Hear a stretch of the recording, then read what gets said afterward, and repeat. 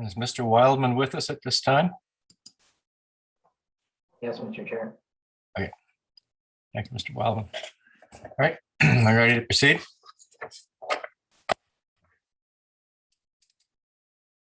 This is the final hearing of the Committee of Adjustment for 2021, and what a year it has been. And on behalf of the committee, I would like to wish all of you watching a very happy holiday and a healthy and successful new year. Hopefully a better new year than the year we just had. However, we will persevere. All right, good afternoon and welcome to this online hearing of the Committee of Adjustment for the City of Ottawa. The Committee of Adjustment is a quasi-judicial tribunal appointed by City Council to make decisions on certain types of applications under the Planning Act. My name is John Blatherwick and I will be chairing this hearing today. With me are my fellow panel members, Bonnie Oak-Chiron, Stan Wilder, Heather McLean, and Michael Wildman. Please take note that this video conference is being live streamed on YouTube. The video will be archived along with today's agenda on the city's website. Before we begin, we have a few items to outline for your information. While the issues surrounding development in the city are broad, our mandate is quite limited. The committee cannot consider aspects of the proposal that are not related to the required variances, noise, pollution, property maintenance, property values, prosecution for illegal construction, personal comments regarding neighbors, agents, or applicants, additional variances without proper public notice. If there is an identified need for an additional variance or variances, including an increase in the extent of the relief required, the recirculation of the application is required. As part of the statutory public notification process or requirement, each applicant was required to post a sign on the property and file a statutory declaration confirming the sign posting. And as far as my information is concerned today, we have none of those, so there will need to be a sworn oath administered for the sign posting. Regarding quorum, if this is lost during the hearing due to technical difficulties, the proceedings will be paused to allow time for the resolution of the issue. Failing the ability to reinstate quorum, hearing of the items remaining will resume at the outset of the next regularly scheduled meeting of the committee. In terms of the hearing process, listed on the agenda and appearing on the screen are the applications we will hear today. For the sake of efficiency, the committee may deal with agenda items in a different order. Note that the committee members have reviewed the application materials prior to this hearing and any written submissions received in support or in opposition. In addition, the committee will hear today oral submissions from any interested parties as part of our proceedings. The committee may ask for a brief presentation by the applicant, followed by questions from the members where clarification may be needed. The public submissions portion of the hearing will then begin, and any interested parties will be invited to make their submissions to the committee. Panel members may then ask follow-up questions where added clarification may be required. When you are called upon to provide your comments, we will ask you to do the following. Start with stating your name and municipal address for the record. We may ask you to spell your name. Then begin your submission by addressing your comments to the panel members. You may ask questions, but please direct them only to the chair. Please limit your comments to a maximum of 5 minutes. Any exceptions will be at the committee's discretion. Once all interested parties have had an opportunity to address the panel, the public submissions portion of the hearing will then be closed. The committee will then make an oral decision to either grant or deny the application. The committee may also choose to reserve its decision. In such case, the panel will deliberate further on the evidence presented immediately following adjournment of the public hearing. In either case, the committee will send within 10 days of its decision, and to all the parties and those who have requested it, a written notice of decision that sets out the reasons for the decision. All decisions of the committee are subject to a 20-day appeal period, during which the decision can be appealed to the Ontario Land Tribunal for a fee. Before we begin, we have several items of business. Are there any declarations of interest for any of us on this panel regarding items that we're dealing with today, or panel 2 or panel 3? Yes, Mr. Chair, items 17 and 18, 415, 417 Tweedsmuir. The solicitor for that applicant is an acquaintance of our family, so I will not be participating in those 2 items. Thank you, Mr. Wildman. Anyone else?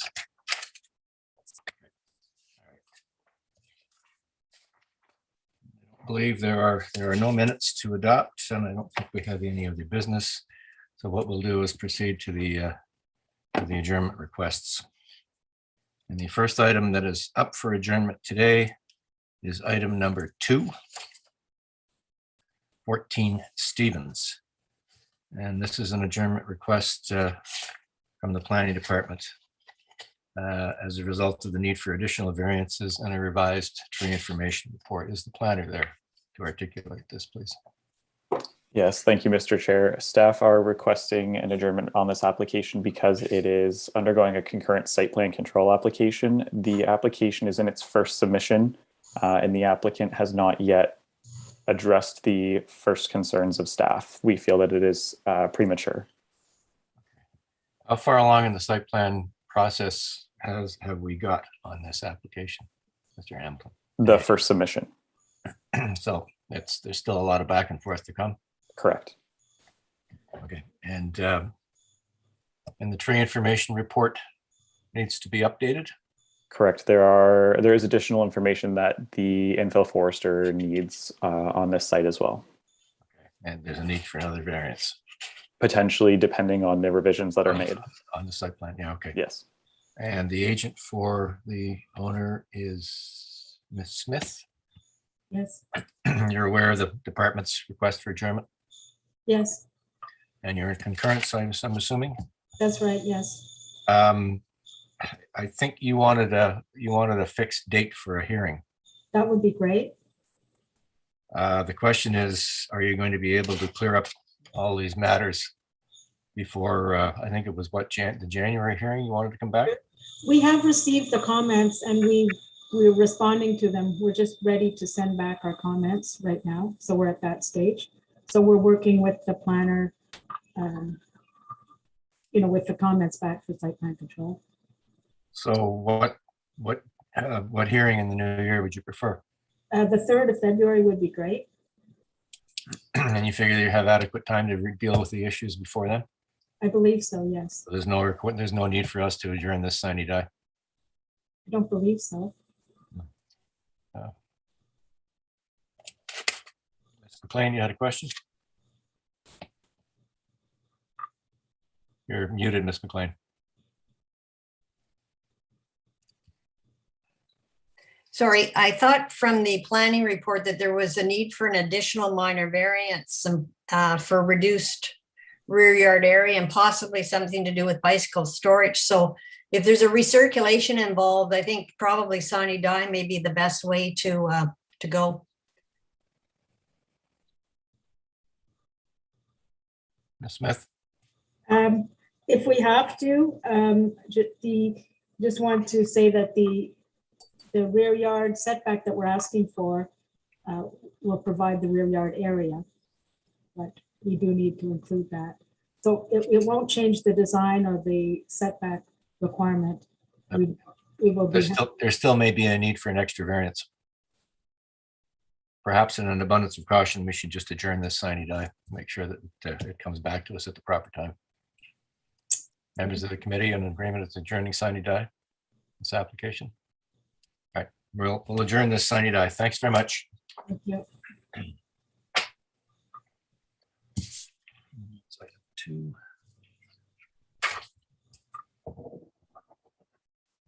Next item that's up for adjournment is item number 5, 710 Rue de l'Église, and this is again an application or an adjournment request from the planning department because there has been an additional variance requirement identified. Mr. Hamilton?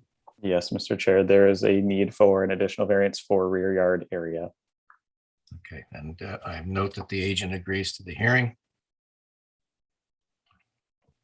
Okay. Hello, panel. Yes, Jacques Hamel. We agree Mr. to the adjournment. Okay. And Mr. Hamel, this is again, is this sine die or is this in February?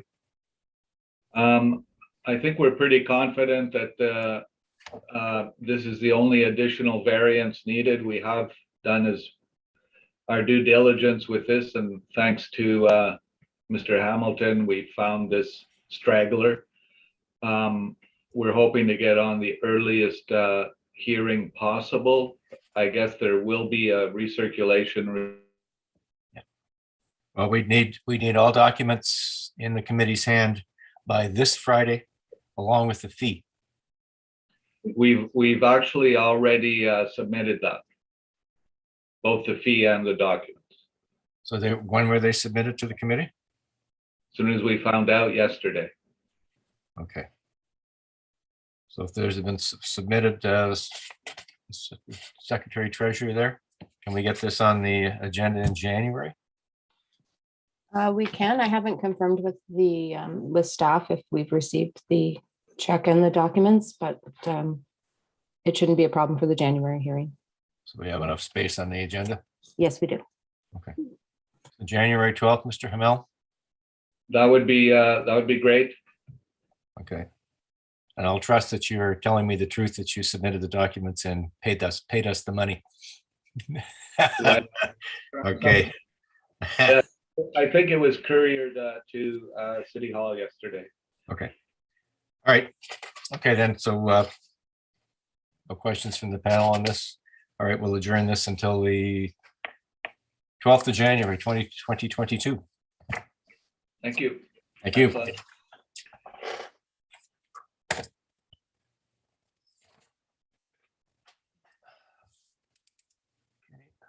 2, that's 5. The next adjournment requested is, or are, sorry, items 14 and 15. And the adjournment request was made by the planning department again. So there's the planner there. Yes, Mr. Chair. This Could is, you just, yeah. articulate the department's position?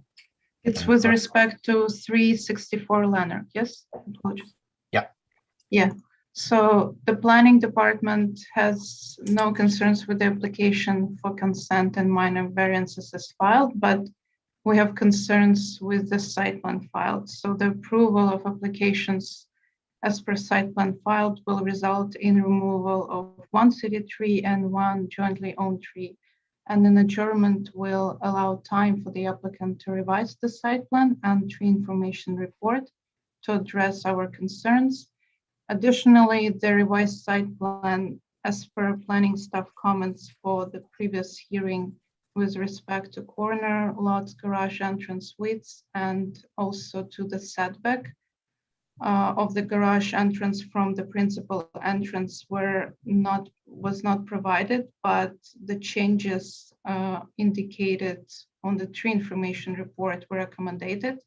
So the revised site plan was requested, and it needs to be shared with site or with planning staff and with the committee to proceed with the application. And furthermore, the proposed site plan requires the removal of 1 city-owned tree and 1 tree which appears to be jointly owned. The removal of both trees is considered to be avoidable with modifications to the location of building and driveway on the site. Thank you. Okay. I believe the agent for this is Mr. West. Thank you, Mr. Chair. We are in agreement with staff's request to adjourn this application. We're hoping to book a site visit with Nancy Young and our client's arborist next week to sort of finalize this and prepare a TIR to the satisfaction of the city. Our request is that we adjourn this to the January 12th hearing if there's still room for it. If it comes down to redesigning the proposal, Mr. West, is that sufficient time, the 12th of January? We believe so. The potential redesigns that city staff are referring to should, if required, shouldn't be necessarily complex enough, and we're hoping to meet that date given it's over a month away. All right. Any questions, Ms. McLean? Comments? Thank you, Mr. Chair. Just a bit perplexed on the request for the adjournment. I believe that the planning department has informed the committee that it need not deal with the proposed development when the minor variances that are before it relate to lot area or lot width or both. And so I don't understand why we need to adjourn it, given that the variances are for lot area. So and I think I've heard Novatech put that argument forward to the committee as well, that the committee needs only to concern itself with lot width and lot area and not development. So can I hear from both of you on that matter? Yes, Ms. McLean. So the previous adjournment was requested for the previous hearing because the planning staff noted that the site plan indicates the design that will potentially impact the application in an undesirable use of land, like the width of the entrance of the garage that is non-compliant with the streetscape and with section 140. And right now, the revision seems to be accommodated, but we still haven't received the site plan that's considering this comments. And additionally, we also have trees issues, which Nancy can speak to. So the planning staff will be not comfortable to proceed with this application if the minor variances, for example, will be required, and the site plan is not showing that the design can be accommodated without additional minor variances, because the lot area minor variance is requested right now. I just understood that when we were told by the department that when the committee's being requested to look at minor variances for lot width and lot area only, that they shouldn't consider, they don't need to consider the development on the land. So I think the issues with the applicant and the planning department, and maybe outside of what the committee is dealing with. The committee is dealing with a request for lot area. We want evidence on lot areas in the area and in that respect. But my recollection was we were distinctly told by the planning department not to consider the development. So I'm just going to leave it at there. But I am a little bit confused on the matter. Well, perhaps Ms. McLean, what the department can do between now and when we meet again is to clarify this. Yes, we can do that. Because we need to, if we're going to abide by a set of rules and regulations, they can't change from hearing to hearing. So clarification, I think would be appreciated. We note that this application for adjournment is from the department, and then the applicant's agent has agreed. And if we, hopefully by the 12th of January, we can have paper from the department regarding these kinds of applications so that we know how to proceed properly on these types of things in the new year. Yes, Mr. Chair. All right, thank you, Ms. McCullough. All in favor of adjourning this application until the 12th of January? All right, okay, thank you. Thank you very much, Mr. Chair. You're very welcome.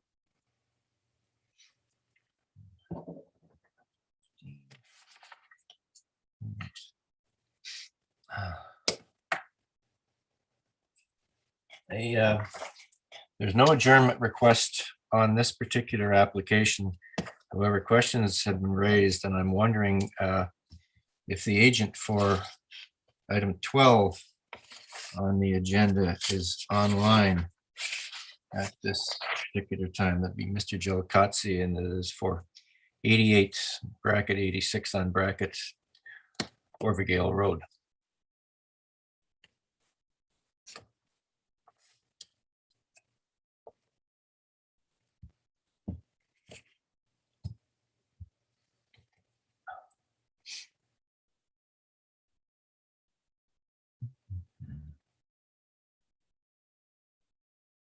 There we go. Sorry, apologize.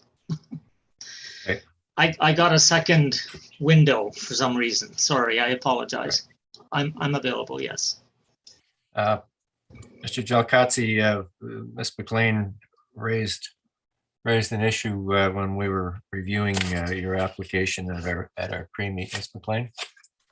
Thank you, Mr. Chair. I didn't see any confirmation from a land surveyor regarding the reduced lot width measurement.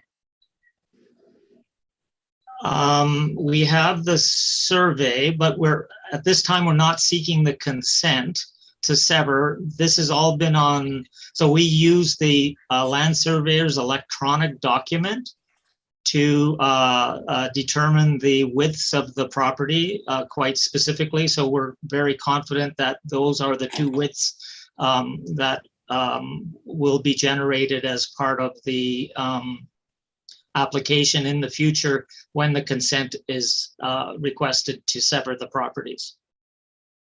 But we're being asked for a minor variance for lot width, which is to be measured between the lot line and I guess a proposed new lot line.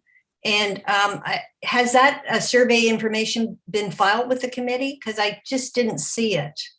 No, we have just the survey.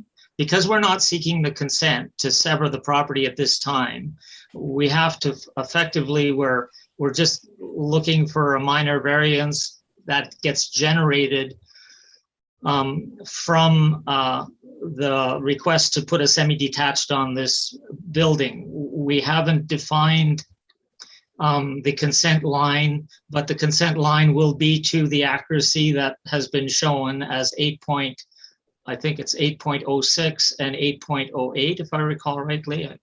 Correct.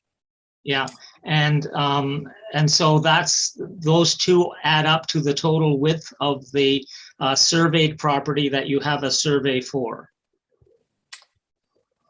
Well, I think it's a bit of a departure not to have a draft for our plan or something from the surveyor confirming the lot widths that are before the committee. But in determining the lot width, is my understanding that you measure it back the required front yard and you take your lot width measurement at that point? Correct. And is the front yard setback as outlined in variance A and C at 13.8 meters?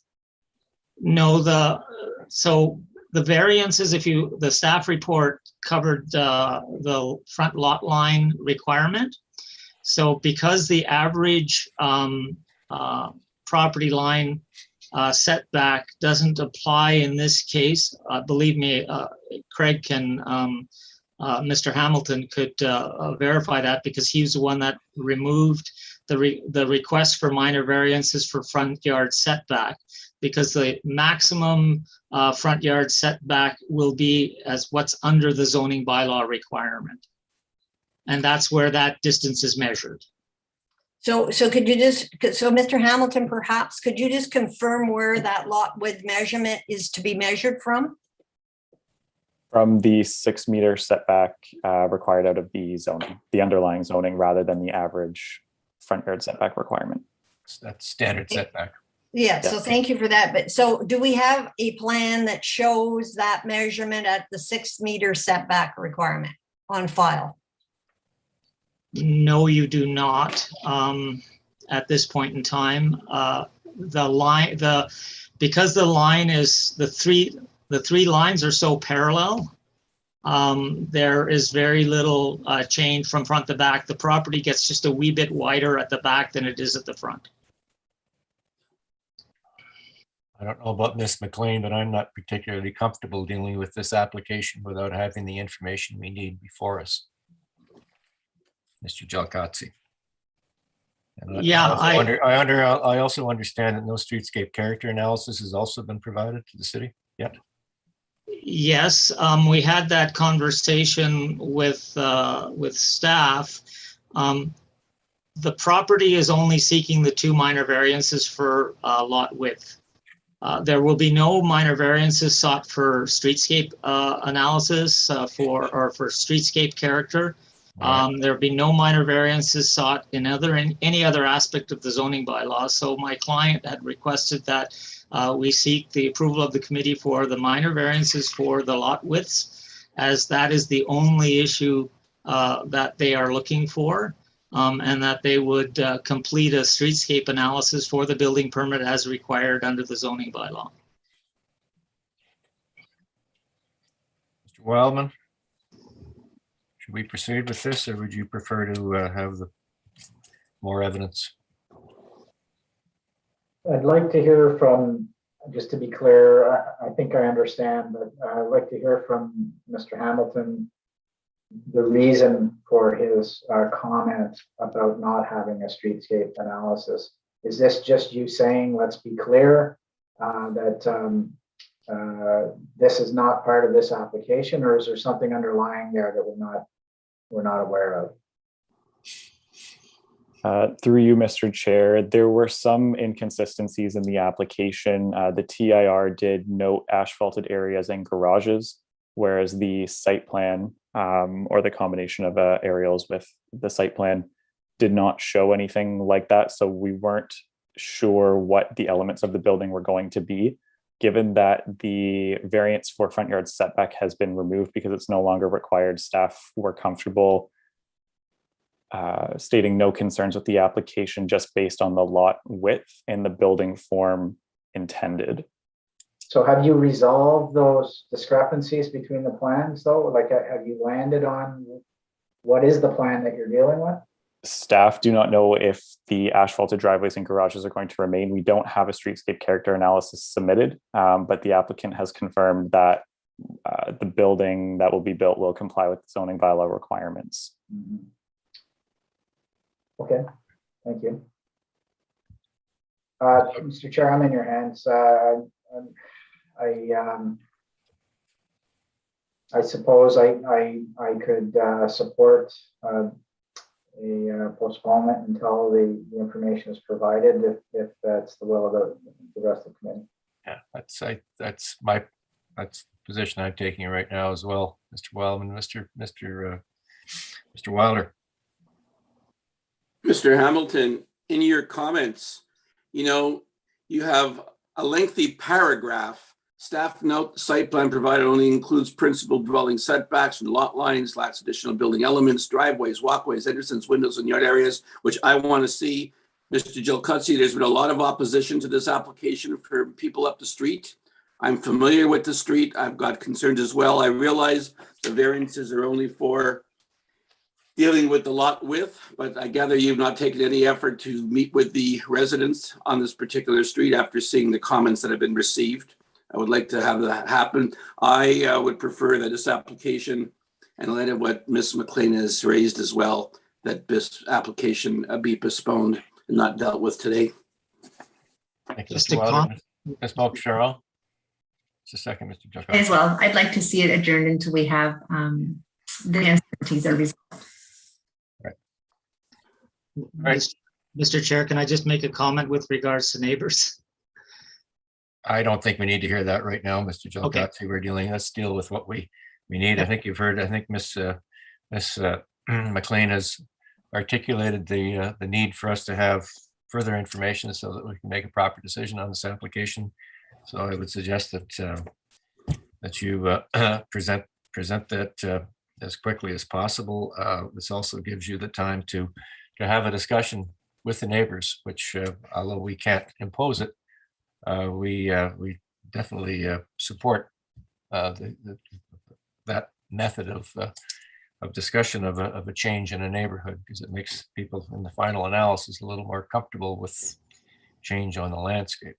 So to provide us with that survey information, would that be, will you be able to provide that information and make the January 12th hearing? Absolutely. I'll be able to provide all the information by this Friday. Okay. Just in terms of comment, we did circulate, now, Mr. Chair, that you did bring up discussion. We circulated a pamphlet to all of the neighbors. I've actually spoken with 3 of the neighbors in total, including the community association. So we have made a big effort to reach out to them. 3 weeks ago. Well, we'll adjourn this until the 12th of January. Thank you very much, Mr. Chair.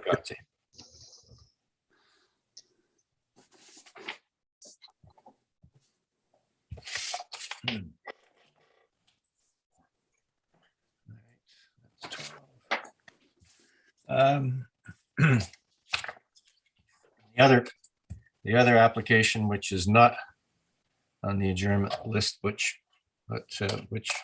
raised some questions certainly for me, is item number 7 on the agenda, which is 550 Mansfield Avenue. Perhaps Mr. Hamilton, if we could speak for a moment. Certainly, Mr. Chair. I'm looking at your report dated for the December 8th hearing, in which you state that in accordance with the official plan transition policies approved by Ottawa City Council, this application was evaluated under the policies contained within the existing official plan, which is fine. However, the notice of the application that we have has been date stamped on the 28th of October. And in a correspondence from one of your superiors to this organization, for complete applications received after, I'm reading directly, received after the day before the new official plan is adopted on October the 27th, 21, but before ministry approval of the official plan, any reports going forward to committee and council under the circumstance must be evaluated against the existing official plan and must also include an evaluation of the application against the council approved new official plan. Since the OP was adopted on the 27th of October, and this application was only finalized on the 28th, it would seem to me that you need to revise your planning report and evaluate this application based on the former official plan and the new official plan. Apologies, you would be correct. The records that we have stated that the application was received prior to that date, but you are correct that if it is post October 27th, it should be also evaluated along the new official plan as well. Okay, so I think we should adjourn this application therefore until the January hearing to allow the department time to undertake the evaluation required under the transition policies of the new official plan. January 12th sufficient, Mr. Hamilton? Certainly. Okay. All right. And we have someone who wishes to speak to the adjournment. Sir? Yeah, my name is Gord Wyma. I am the representative for the homeowner for this. So we have to delay because the city didn't do their part. Is that what I'm understanding? You have to delay because somebody, because there's a requirement for anything after any applications filed after the 27th of October to be evaluated against the new official plan and the old official plan, Mr. Wyman. And so we're joining this application until such time as the department does so. Perhaps, Mr. Chair, Mr. Chair, maybe the best way to explain it is there's a delay because the applicant did not get the proper documentation until after the cutoff date. I mean, sorry, I'm just trying to understand this. Over the last week, we've been working hard with both Nancy Young and Craig Hamilton on this file to get this ready for today. And I'm sort of, are we missing some information that we need to get to you, or is this something that Craig still needs to get to you? The simple fact of the matter, Mr. Wyman, is that your application was finalized on the 28th of October, the day after the new official plan was adopted. Therefore, the department is required to evaluate your proposal based on the old official plan and the current official plan and the most restrictive elements of the new official plan. It's as simple as that. I understand that. There's nothing that the committee is looking from us I guess. We have to, we're just waiting, we're waiting for the department to update its evaluation for its comment and a revised comment sheet to be before us and hopefully given to you as well by the, before the 12th of January. So then we would be put on the next agenda? Yep. 12th of January, 2022. Yeah, which means I'll be out of the country. This is unfortunate. All right. I guess we have nothing that we can do about it to hear it today. So. And you're out of the country. You're out of the country until when, Mr. Wyman? Well, maybe what I would do is the homeowner may stand in because we do not want to delay this any longer than it has been delayed so far. So we will get a representative other than myself to be at the meeting. If I cannot, maybe I can do it long distance as well. I don't have to be, I just need to access to the computer. So that's possible. That's a possibility, Mr. Wilder. on the adjournment. Thank you. Yeah, I agree that in light of the fact that the applicant obviously submitted it after the new plan was approved, I believe that it should be heard and we should hear back from planning on what is the most restrictive. I agree with that. Also, the same point, Mr. Wima, I would suggest to you that you strengthen your 4 tests, the rationale. It's very weak and I have concerns. Thank you. All right. Okay. So all in favor of adjourning this application until the 12th of January for in anticipation of the revised report from departments? All right. Okay. Thank you.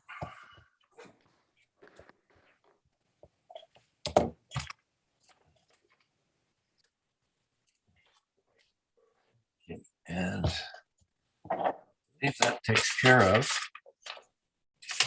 German applications.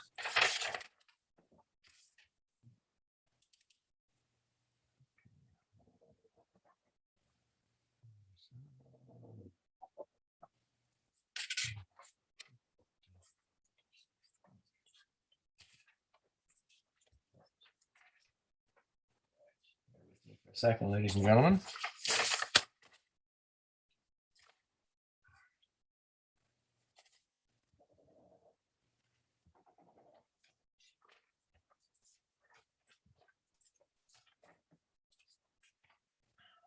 Computer was supposed to eliminate paperwork. Ha. All right. We are acceding to a request for an applicant for an earlier hearing due to an appointment that can't be missed. So we will first, on this application, we will deal with item 16 on the agenda, 4008 Shirley Avenue.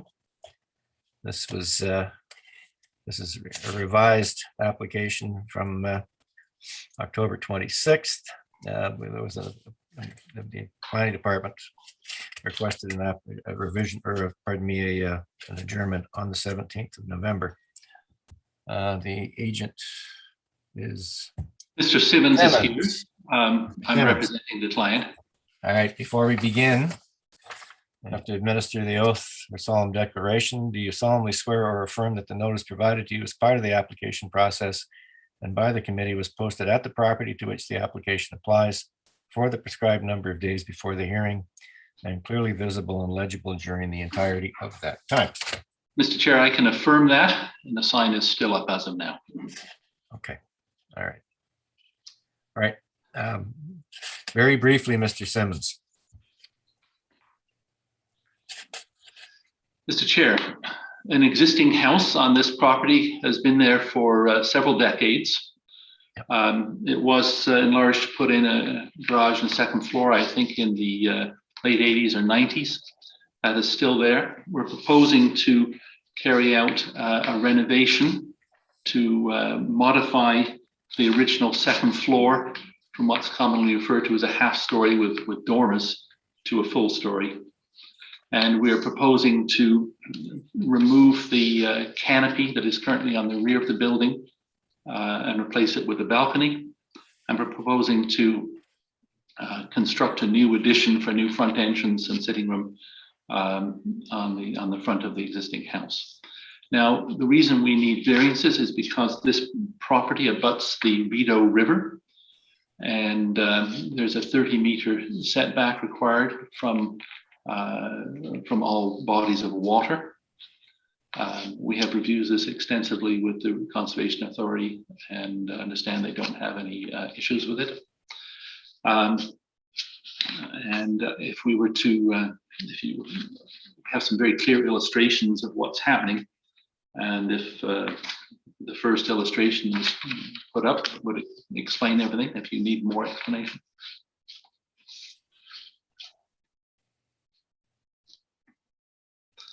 So on the left is the existing building.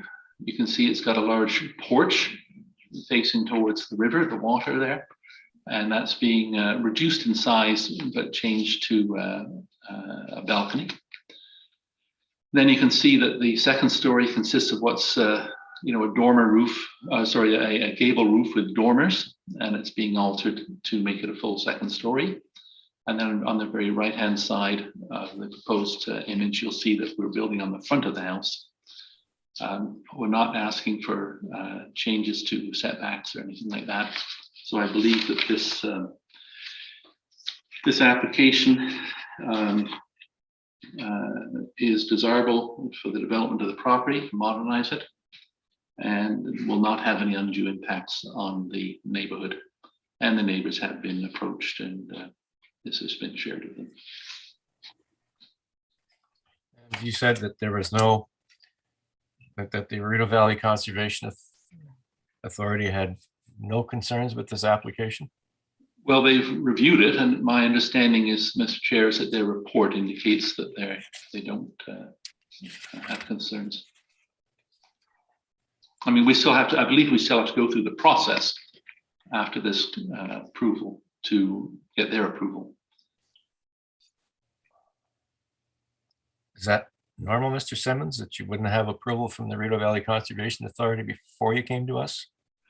My understanding is we get the variance first, and then once that's granted, then we put the formal application into the RVCA. Isn't that putting the cart before the horse? The very first thing we did, Mr. Chair, on this project was to have conversations with the RVCA. Yep. And show them the plans, and visit the property and all those things, give them a survey. That was my understanding of the process, and then that once the variance was granted, then we go to the Conservation Authority. But their rules say that you can't build within 30 meters of the river. Yes, and one would assume that they would have a comment.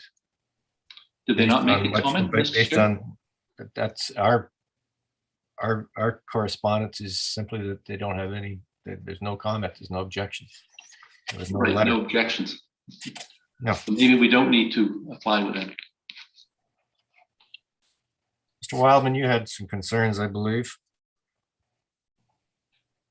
So, yeah, this site, I'm looking at it on an aerial right now, is might be described as somewhat of a peninsula between Mosquito Creek, which the mouth of Mosquito Creek flows into the Rideau River.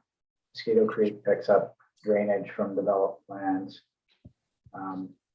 So I'm a little surprised that there's no comment there.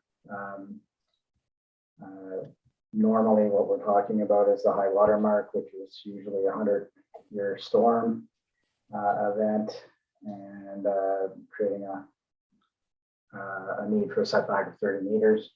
I'm shocked that there isn't at least some comment. And I do sort of feel as though it is putting the cart before the horse, to be honest. The horse is out of the barn once we rezone this through a minor variance. And so for me, I'm not terribly comfortable with this one. I know what's being asked appears to be minor, but absent of anything substantive from the Conservation Authority, for me, it gives me a bit of pause and some worry. Thank you, Mr. Wilder. Any other members of the committee wish to speak? Ms. Oakeshott? Just wanted to add that I believe that the Conservation Authority had the opportunity to make their comment if they had any, and they've chosen not to submit anything. So I'll be relying on that evidence. Right. Mr. Wilder? Yes, can we, excuse me, can we hear from the planner in terms of, was there any discussion that they had with the Conservation Authority on this? Mr. Hamilton? Through you, Mr. Chair, staff did not have any direct conversation with the Conservation Authority. I believe there was an email provided to committee, if I'm not mistaken, and it was an initial review by the Conservation Authority that had said that they didn't have any high-level concerns. All right, thank you. Ms. McLean? No comments, no questions?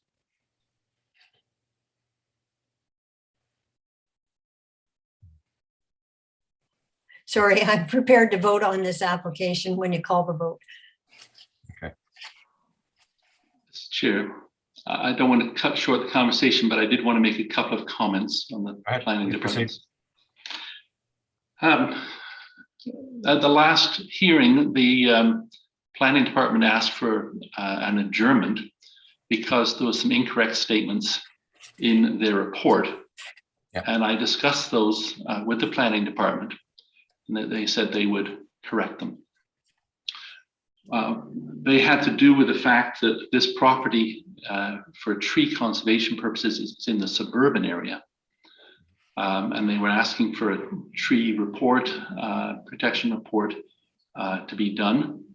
But the city forester's report noted that it was in the suburban area and that only trees of 50 centimeters or more required a report.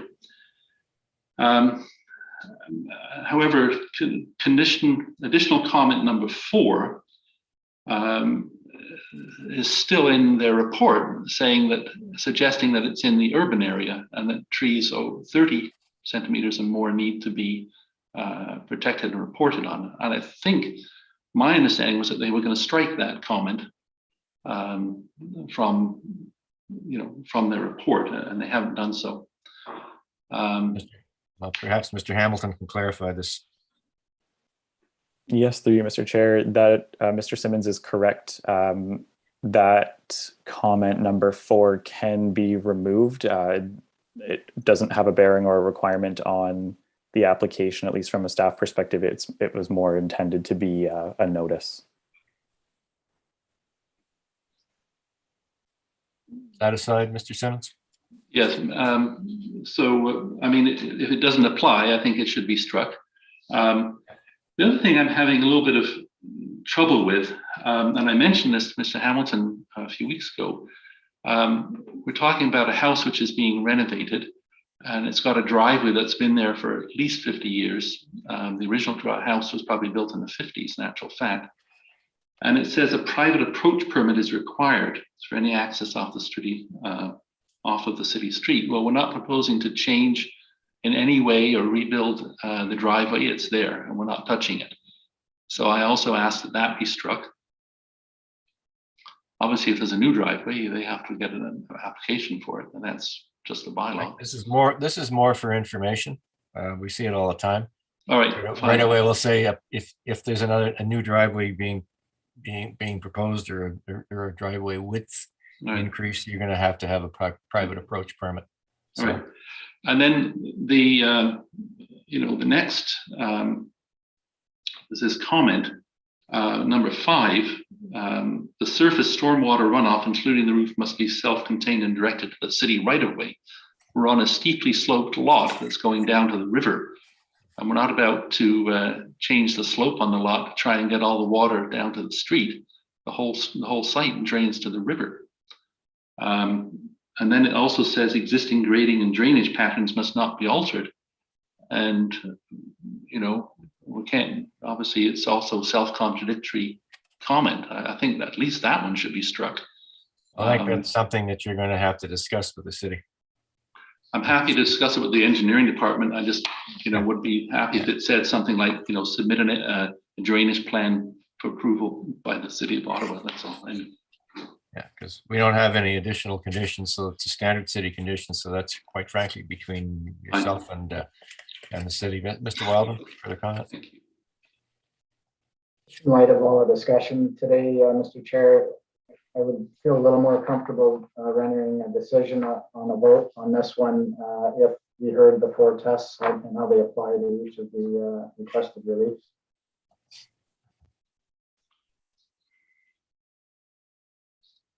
Mr. Chair, I was we were told by the planning department that it was not necessary to meet 4 tests. It was required to meet 2 tests in this instance. Actually, for us, you meet all 4. We're not the planning department. Please proceed. I would contend, Mr. Chair, that that the development is appropriate and desirable, and that it is in general compliance with the official plan and has no undue impact on the adjacent properties. I'm missing 1 test there. Minor OP zoning bylaw desirable. And that it is minor in terms of its overall impact on the site and the community.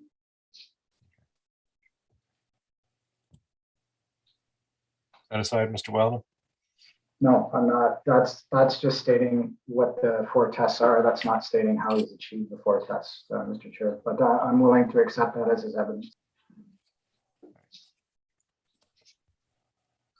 All right. We're going to vote on this, or we're going to reserve? What's the preference? Mr. Wildman? Take a vote, but I'm in the hands of committee. Okay. Well, I think we can deal with this without having to reserve on it. I'm a little concerned hearing that we approve a minor variance and then you go back and get approval from the Rideau Valley Conservation Authority that this is okay.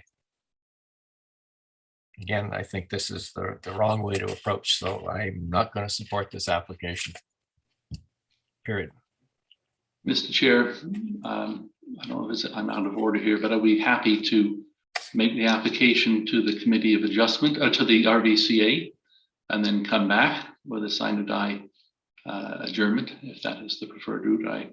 Well, that would make me a lot more comfortable knowing that the Rideau Valley Conservation Authority is all right with what you're proposing. Can that be accomplished by the 12th of January? Mr. Chair, I can't speak for the RVCA. We can certainly submit our documents to them, so I have no idea. Sine die? If we get a positive response, Mr. Chair, from RVCA by the end of this week, is that is that sufficient to get on the next? It's the holiday season. Maybe the first hearing in February, which is what, the 3rd of February, I believe, somewhere in there. February 2nd, Mr. Chair. February 2nd. So that way, it'll give you more than sufficient time to get a response from the Rideau Valley Conservation Authority on this. Certainly, Mr. Chair. Okay. All right. So we'll adjourn this until February 2nd, 2022. Thank you, Mr. Simmons. Thank you, Mr. Chair.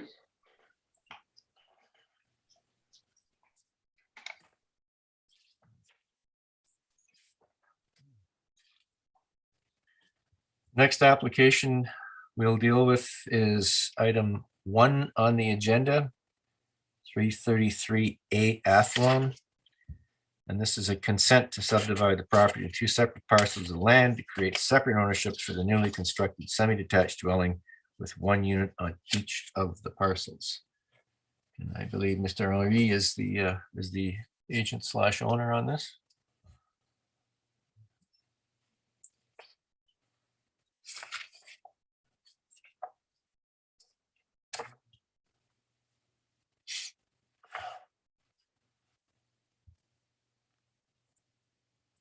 Can't hear you, sir. Hi, my name is Paul Henry. Okay, before we proceed, we have to go through the oath or solemn declaration. Do you solemnly swear or affirm that the notice provided to you as part of the application process and by the committee was posted at the property to which the application applies for the prescribed number of days before the hearing and clearly visible and legible during the entirety of that time? Yes, I do, sir. Okay. So this is a consent to sever a semi-detached. Exactly. Yeah.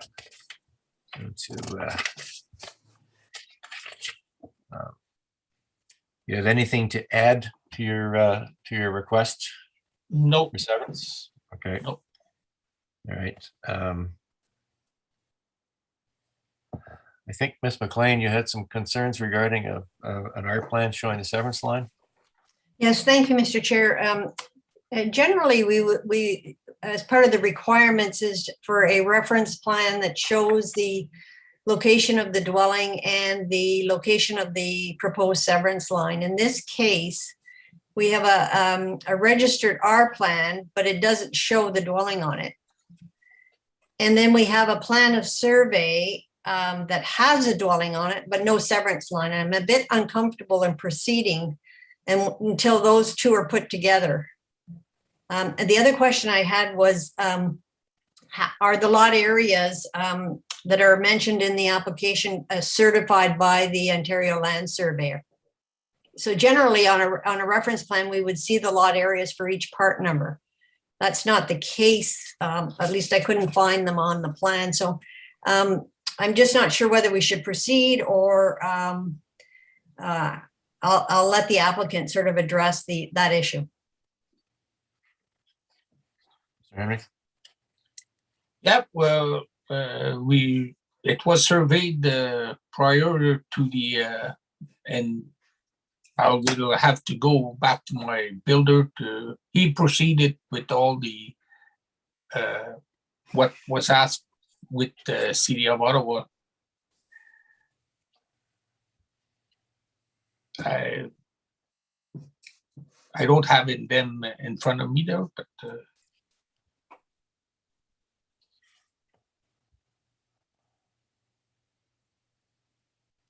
Coordinator's putting this up. Okay. So that's what Ms. McLean is saying, is this is basically insufficient evidence for us to make a decision. okay. Chair, just could the, and I can't see it on my copy, but could the coordinator zero in on the schedule on the upper right? I'm just wondering if that has any of the information Ms. McLean was looking for. It may not, but it does have area there. Yeah. Ms. McLean, is that what you were looking for? Yes, that's what I was looking for. Yes, thank you. Tough to read, I admit, by looking at what we had received.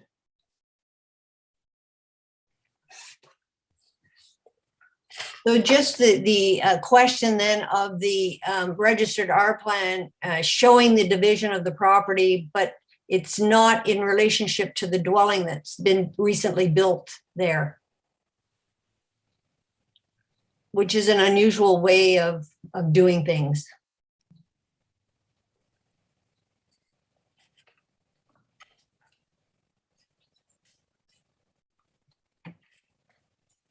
Any other comments from other members of the panel? Just wondering if planning has any comments regarding Ms. McLean's comment, Mr. Chair. Mr. Hamilton or Ms. McCullough? Through you, Mr. Chair, given the widths and the lot areas provided, staff were comfortable reviewing the application with the information that we were provided.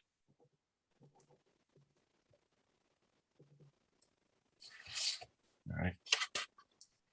Ms. McLean, further comment? Well, I would prefer to see the reference plan dividing it into the two parts with the semi-detached superimposed to show that that division line is in line with the center wall of the semi-detached. That would be my preference. Which we don't have.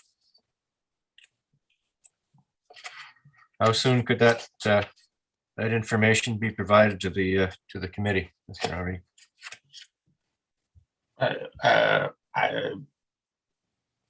Well, within the next week or two. All right, do we still have room on the January 12th agenda? Madam Deputy Secretary Treasurer. Yes, we do, Mr. Chair. Well, Mr. Henry, why don't we adjourn this application until the 12th of January, and you can talk to staff regarding what you need to submit, and we can put this back on the agenda for the first of the new year and deal with this consent then. Okay. Sound Okay, reasonable? good. Yeah, that All right, sounds so reasonable. we'll adjourn this application, ladies and gentlemen, until January 12th. All in favor? That way you'll have the information we need to make a proper decision. Thank you very much. Thanks.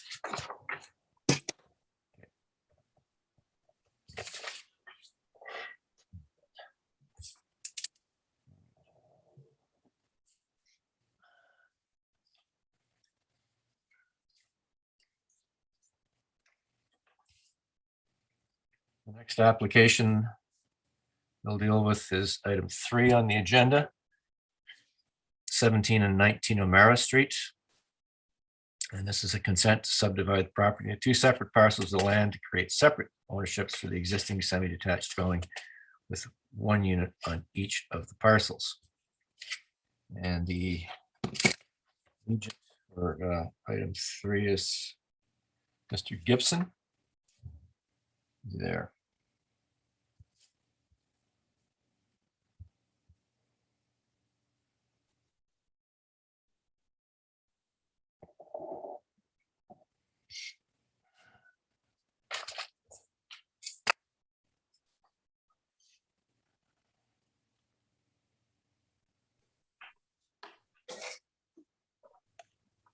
Can you hear me, Mr. Gibson? Yes, I can. Thank you. Okay, for the record, your address, please.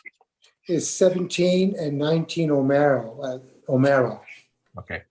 And before we begin, I'll have to administer the oath or solemn declaration.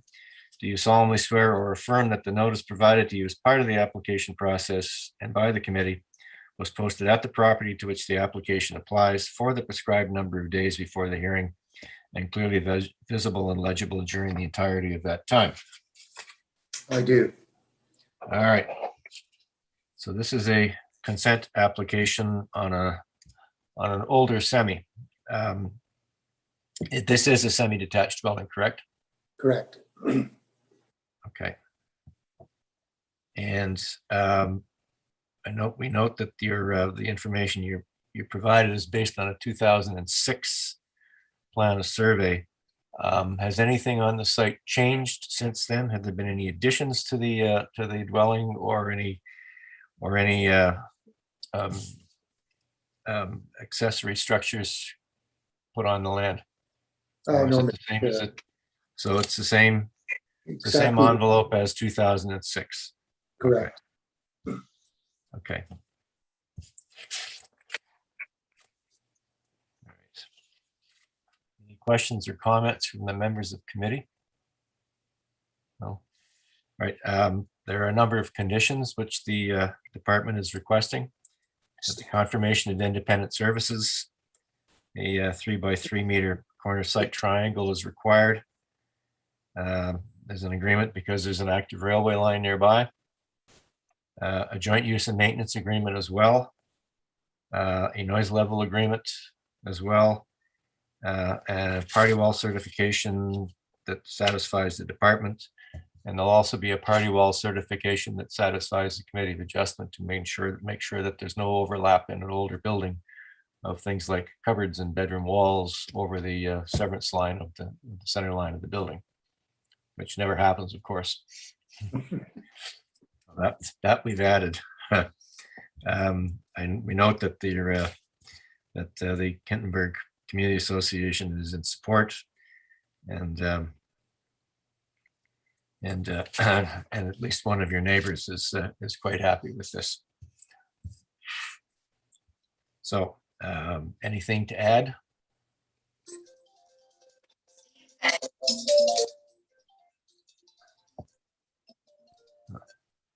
Is he still there? You still with us, Mr. Gibson? Can you hear me? Can't hear you. There. Okay. The right-of-way people have noted that the private approach permit's required if you change the driveways or add a driveway. Other than that, You're not doing it. those are the No. that's the correction to condition number 6 has been noted, but from the PED report has been put in. So all in favor of granting this consent? Your consent is granted. Thank you very much. Thank you, Mr. Chair. Thank Very you. well. Enjoy your day. Yeah.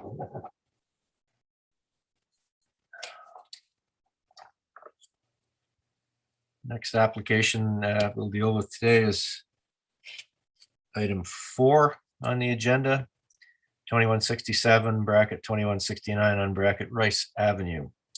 And this is a consent to subdivide the property in 2 separate parcels of land to create separate ownerships for the semi-detached dwelling currently under construction with 1 unit on each of the parcels.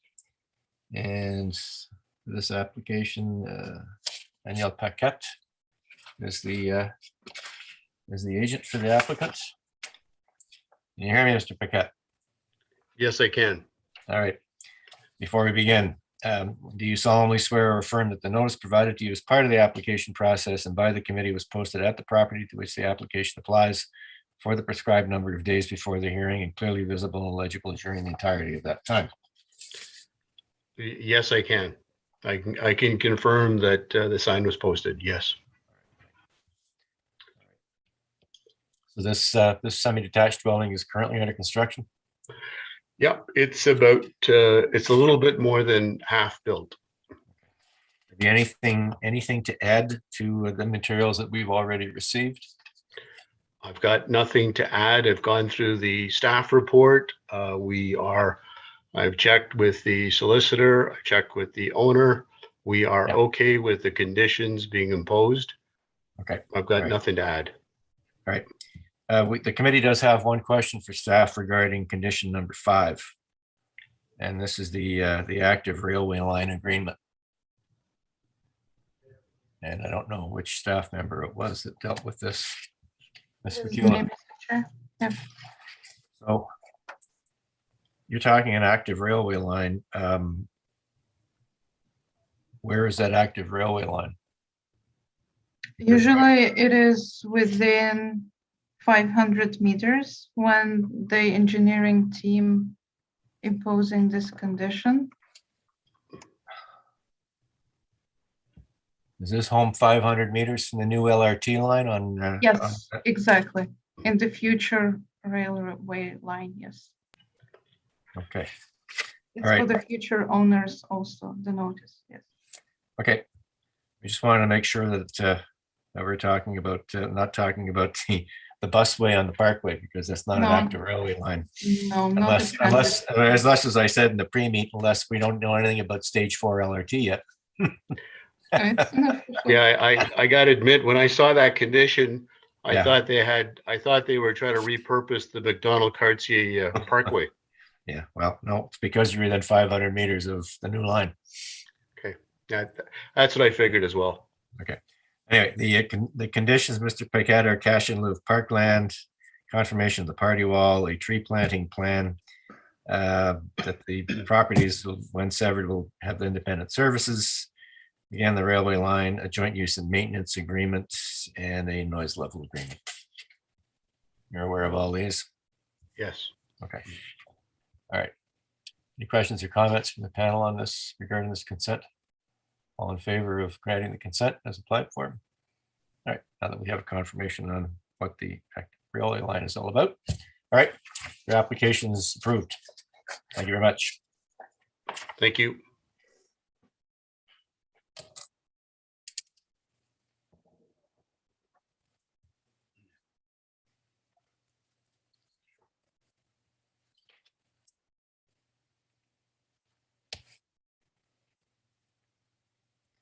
The next application on the agenda is item 6, 30 to 34 Variga Drive.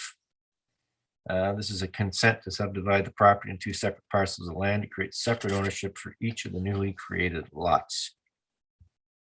And the agent for this application is Caleb Blakely. Blakely. Can you hear me? Yes, good afternoon, Mr. Chair. Okay, and your address for the record, please. 240 Michael Copeland Drive, Canada. Okay. Before we begin, you solemnly swear or affirm that the notice provided to you as part of the application process and by the committee was posted at the property to which the application applies for the prescribed number of days before the hearing and clearly visible and legible during the entirety of that time. Yes, I affirm. Okay, and we note that there are amendments to frontage and areas for each of the parcels. That's B00440. The frontage is now 45.9 meters, and the area is 3,522 square meters. And That's correct, Mr. Chair. Okay, and that's for B00441. The other parcel, the frontage is now 54.9 meters, and the area is 4,351 square meters. That is also correct. Okay. And very briefly, what is the nature of this consent? Why don't you need a plan of subdivision?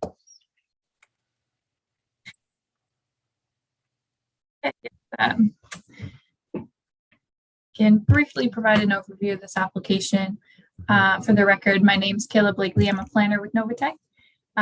So the applications before you are for the purpose of severing one new lot for future light industrial use. Okay.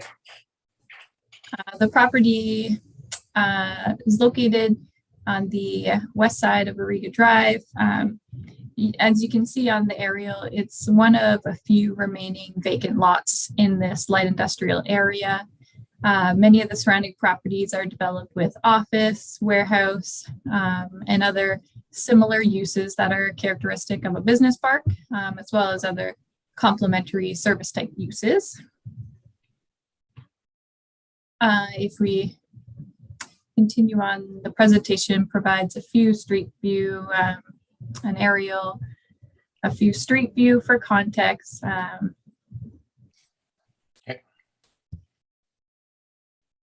We can skip to the next slides.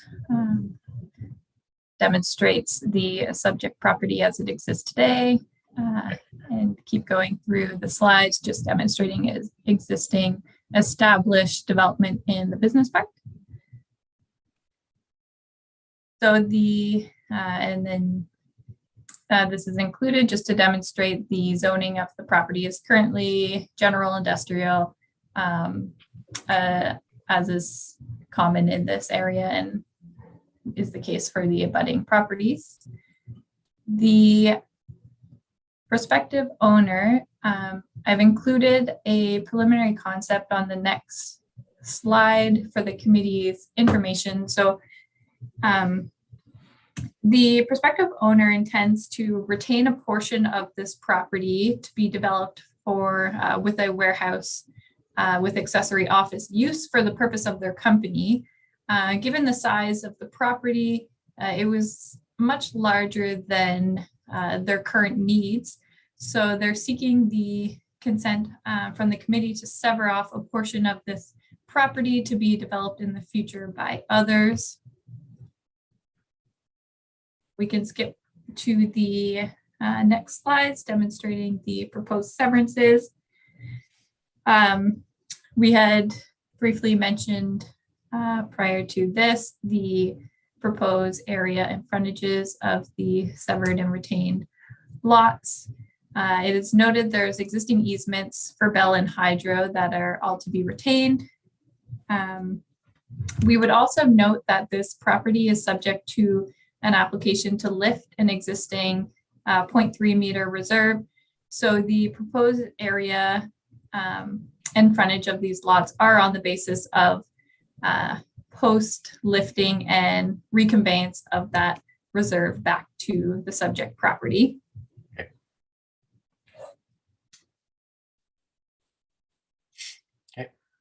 And I guess just to briefly discuss the planning context, it would be the intent that both the severed and retained parcels would be developed in accordance with the current the current general industrial zoning. This development would also align with the policies of the current and the new official plan in terms of protecting areas such as this for employment uses in order to promote business and economic activity.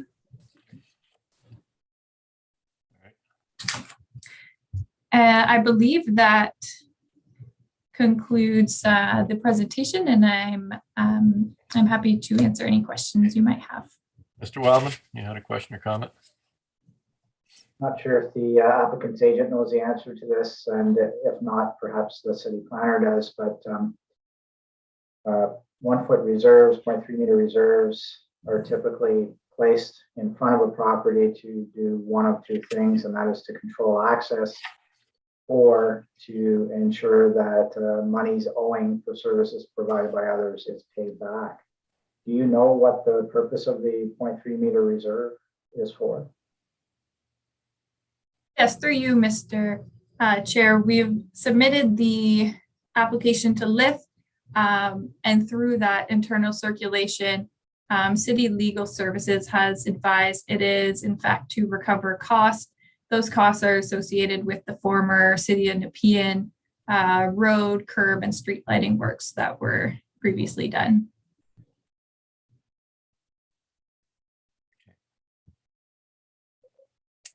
Okay, and so I assume that that will be a payment made before the reserve is lifted. Is that correct? That's correct. Through you, Mr. Chair, the financial requirements, I understand, would have to be fulfilled before there's a bylaw that goes to council. Fair enough, thank you. You're no doubt aware of the conditions, but I'll read them again. A cash in lieu of parkland, 0.3 meter reserve along Riga Drive is to be lifted. Independent services are both severed and retained parcels. Road widening on all outstanding local improvement charges and all outstanding water frontage fees for both severed and retained are paid in full, and a noise attenuation study as well. Mr. Chair, we would request the committee's consideration for removal of 2 of the conditions, specifically condition 3 and condition 6 in the staff report, which relate to the preparation of technical studies and plans. The reason for this is that the applications before you involve severance of a vacant complying lot for future development by others. Whereas these investigations into servicing adequacy as well as noise attenuation are quite inherently tied to the nature of use that would be proposed as well as the scale of development, both of which would be unknown at this time, specifically for the proposed severed lot. Specifically in relation to condition 3, the servicing, it was our understanding, preliminary review by a civil engineer suggests that the servicing would have been sized and designed at the time of development of the business park based on land area calculations for the anticipated business park type uses. So it'd be our view that severing the property would not have any implications as to the potential servicing demand that was allowed for at that time. In relation to condition 6, the noise attenuation study, it would also be our view that this study is only relevant in the context of a noise sensitive use, whereas many of the uses permitted in the general industrial zone wouldn't be considered noise sensitive. If, for example, a noise sensitive use was proposed, such as an office, I believe that the noise study would be more specific to the nature of that use, the type of construction, and certain details of the building that aren't known at this time. We would request that in light of this, these two conditions be removed. And we feel that there is certainly appropriate opportunity through the subsequent site plan control processes to review both servicing and noise specific to a use that will be proposed in the future, and that neither of these would have any implication on the potential to sever the property presently. Thank you, Ms. Blakely. Is it Mr. Hamilton who is the planner on this file? Oh, Ms. McCullough. All right. Yes, You've heard the applicant ask the department to cancel condition 3 and condition 6. A response, please. Yes, Mr. Chair. So the applicant, Ms. Blakely, have communicated this request on Monday. So me, the planner, have sent this request to engineering team in panel 2, which the application actually in the area belongs to. And I'm awaiting the response from them regarding if it's really possible to remove these conditions. And I can follow up with you till the end of the week for sure with regard to that. So you don't have an answer from the engineering people? Not for now, unfortunately. This noise attenuation study, correct me if I'm wrong, but this would be driven by the fact that you're within 100 meters of Prince of Wales Drive? Or is Perhaps, it yes. Perhaps the influence on the residential use is not far yet. A lot of residential uses, well, on the other side of Prince of Wales Drive. And as far as 3 is condition 3, is that not simply the confirmation that there will be independent services for both severed and retained parcels? Yes. That's not requesting, it's not requiring a study. It's just a confirmation that there will be independent services. Yes. Ms. Blakely, really, I mean, they're not going to require you to do the study. They just want to confirm that you're going to have independent services to both parcels. Mr. Chair, I think that would be certainly acceptable. I think our concern came from the what would be the second paragraph in condition 3, where it notes that in the case of a vacant parcel being creative, it be confirmed that there is access to sufficient services with adequate capacity. So I guess our concern is demonstrating adequate capacity, not having sufficient data as to the proposed use at this time. Well, if you want these conditions revoked, you're going to have to. I think we're going to have to wait to hear back from the engineering folks in the city as to whether or not they should be applied or not, and that's not today, because as Ms. Vicula has said, that she's still waiting for a response from other city staff. So I guess you have the option. We approve this application with the conditions in place, or we adjourn until we have an answer from the other folks at the city, and you have the further discussions that you obviously need to have. Your choice. Mr. Chair, I think we would be prepared to proceed, provided that there's some assurance from planning that if in fact there's no requirement for these technical plan or studies, that there will be no, I guess, issues clearing conditions in the future. Yeah, well, that's a discussion between yourself and the department, I guess, not us. Yes, Ms. Blackley, we can provide the memo to the committee by Friday if these conditions can be waived. Yes. Okay. That okay? Okay, thank you. Yes, we're satisfied with that. All right. Any other comments from the panel on this application, Mr. Wildman? My only comment is that if planning staff could in fact have a decent discussion with the engineers, because it makes no sense to me why number 3 would be there, knowing that that was a planned industrial subdivision. Yeah. makes no sense at all. And I'm perplexed by the noise attenuation study, unless it's that they're asking for a noise study to be done for the intended use on the severed parcel, because it may be intrusive. Because if it were intended to protect that property, the severed property, it's not a use that would be typically subject to a noise study. It doesn't have living quarters. It never will. So both of them are a little bit perplexing. And I tend to agree with the applicant's consultant. Hopefully we can have that cleared up by the end of the week. Yes, sure. All right. Okay. Well, what we'll do is with that, we'll approve this. I think we'll approve this this severance, and there will be a clarification in Novatech's hands from the city by the end of the week, and in our files as well. All in favor? Yeah. All right. Consent's granted. Thank you. Thank you.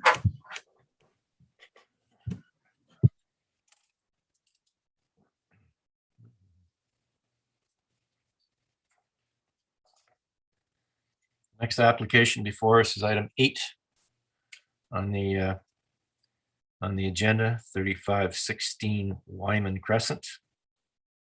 And this is a minor variance to permit a reduced rear yard setback and rear yard area, proposed to construct a 1-story sunroom addition at the rear of the existing 2-story dwelling. There's an amendment to this application. Variance A now reads, excuse me, to permit a reduced rear yard setback of 4.41 meters, whereas the bylaw requires a minimum rear yard setback of 8.54 meters, not 7.5 meters. And the agent on this application is Mr. Poulin. Yes. There. Good afternoon, Mr. Chair. Your address for the record, please, Mr. Poulin. 544 Neighborhood Way. All right. And before we proceed, do you solemnly swear or affirm that the notice provided to you as part of the application process and by the committee was posted at the property to which the application applies for the prescribed number of days before the hearing and clearly visible and legible during the entirety of that time? I do. All right. If you could briefly explain your request for variance. Yes, so we have a property at 3516 Wyman Avenue. And the clients are wanting to put a 4-season sunroom, so basically a glass room at the back of the property. And the system comes in sizes that are already pre-established. So they went with one of the smaller sizes at 13.2 by 14.1. And that entailed that we are impeding past the rear yard setback, which is the reason for the variance. So we're asking to reduce the rear yard setback to allow that sunroom to be placed in the rear of the yard, and also noting that we do not have any rear neighbors, as it's behind us is the airport parkway. Do you have any elevations you can show us? They were submitted with the application.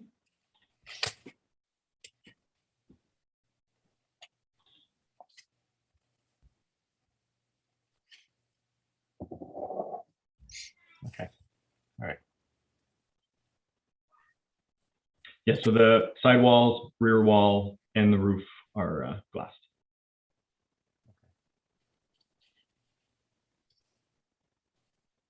We note that there's no objection to this application. I'm assuming that the owners have spoken to their neighbors. They were told to, and I did get confirmation that they had the conversation with the side neighbors. And the neighbors are okay with this? Yeah, there's a path. There's a city-owned path that is between them and if you're looking at it from the front, from Wyman Crescent, on the left-hand side. And they also have an addition at the back that is also protruding past the setback. And on the right, they also had that conversation. So. Okay. All right. And if you could articulate the 4 tests for us, please. because this is what we have to make our decision based on. So seeing as the property is an established property, there are quite a few properties in that neighborhood that do have additions and pieces closer to the property line. So we do feel that this is a minor variance for that reason. We also note that because it is clear glass and see through the impact, the visual impact is smaller than what it definitely could be had it been solid walls. And in terms of the, I'm just, sorry, give me one quick second here.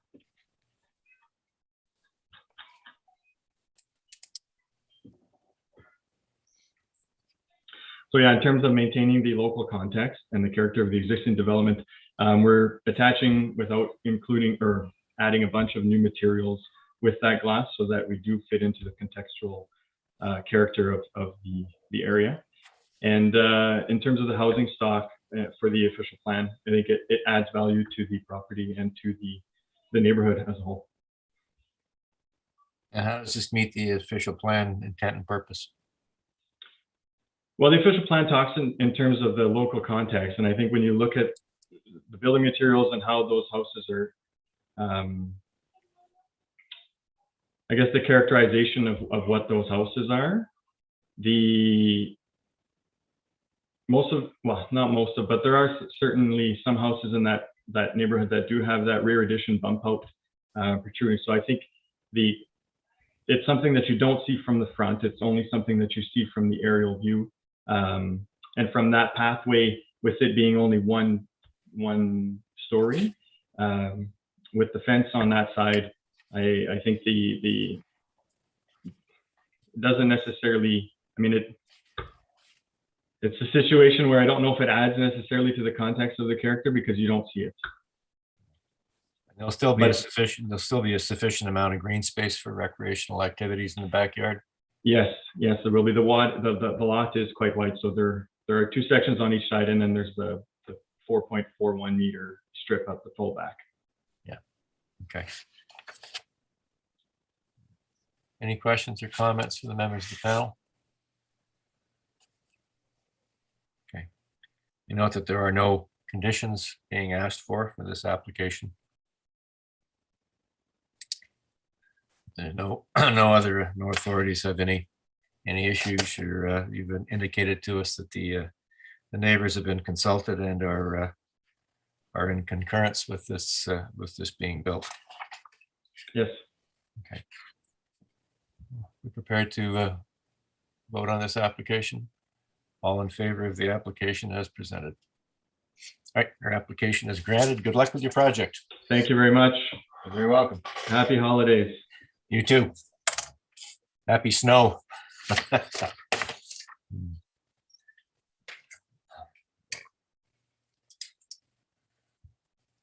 The next application on the agenda is item number 9, 396A Brant Street. It's a minor variance to permit reduced lot areas and side yard setbacks. It's proposed to construct a 2-story duplex dwelling on the north side, and the existing 1-story detached dwelling will remain on the south side. Mr. Ziegler is the agent for this, or Ziegler, sorry.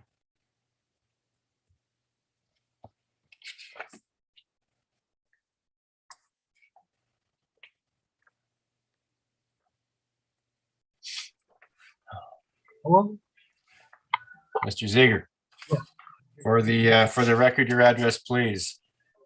My address is 200 Scotland Private, Ottawa. I can hardly hear you, sir. My address is 200 Scotland Private, Ottawa. Okay. And before we begin, I need to run through the oath or solemn declaration. Do you solemnly swear or affirm that the notice provided to you as part of the application process and by the committee was posted at the property to which the application applies for the prescribed number of days before the hearing and clearly visible and legible during the entirety of that time? Yes, I swear. All right. So if you could give us a brief overview of your application. Well, the client purchased the property during the summer period, and it consists of two separate lots. And on one of the lots, there's an existing bungalow with an attic that they would like to renovate into a duplex. On the second parcel, it's vacant right now, and we're proposing to put up a triplex on it. And the reason for a variance is the existing house is not quite on the center of the lot, and it requires a variance to be legal on the one side. The other side is okay. It's not a problem. Also, the lot is slightly undersized by a few square meters, as outlined in the application. On the empty lot that was part of the purchase, it's also of the same size, and it's also slightly undersized from the bylaw requirement, and we're asking for the variance on that, as well as a side variance on one of the sides of the proposed new building. The other side is okay. Do you have any elevations or a site plan that we can look at as you're speaking? Not with me, but they were submitted. We had plans that were submitted proposing the building, as well as the elevations of what we're proposing for the new building. And as you see in front of you there's a survey of both properties with the existing house indicated.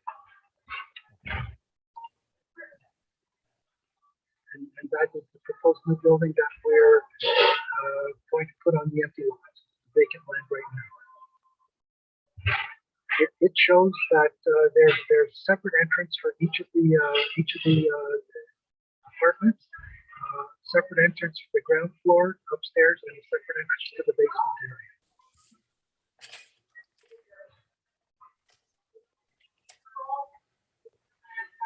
All right, and do we have a site plan? This, I believe. All right. That's the site plan that we submitted that shows the two lots.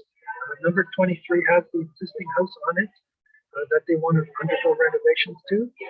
And on lot 24, we have our proposed new building. And it indicates where the variances are required for the side yard. Okay, so why is that side yard reduction required? Well, because normally, if you have apartments, if you're going to have a common stairway, you require two separate entrances, front and back for each apartment. What we're trying to do is give each apartment its own access, so that it took up an extra 4 feet of width on the property. The width of the property is adequate. We're not asking for variance of the width, but that does reduce the size of one of the side yard setbacks. And the existing house, that property line, it's been there for at least 30, 40 years since the existing house was built. Right.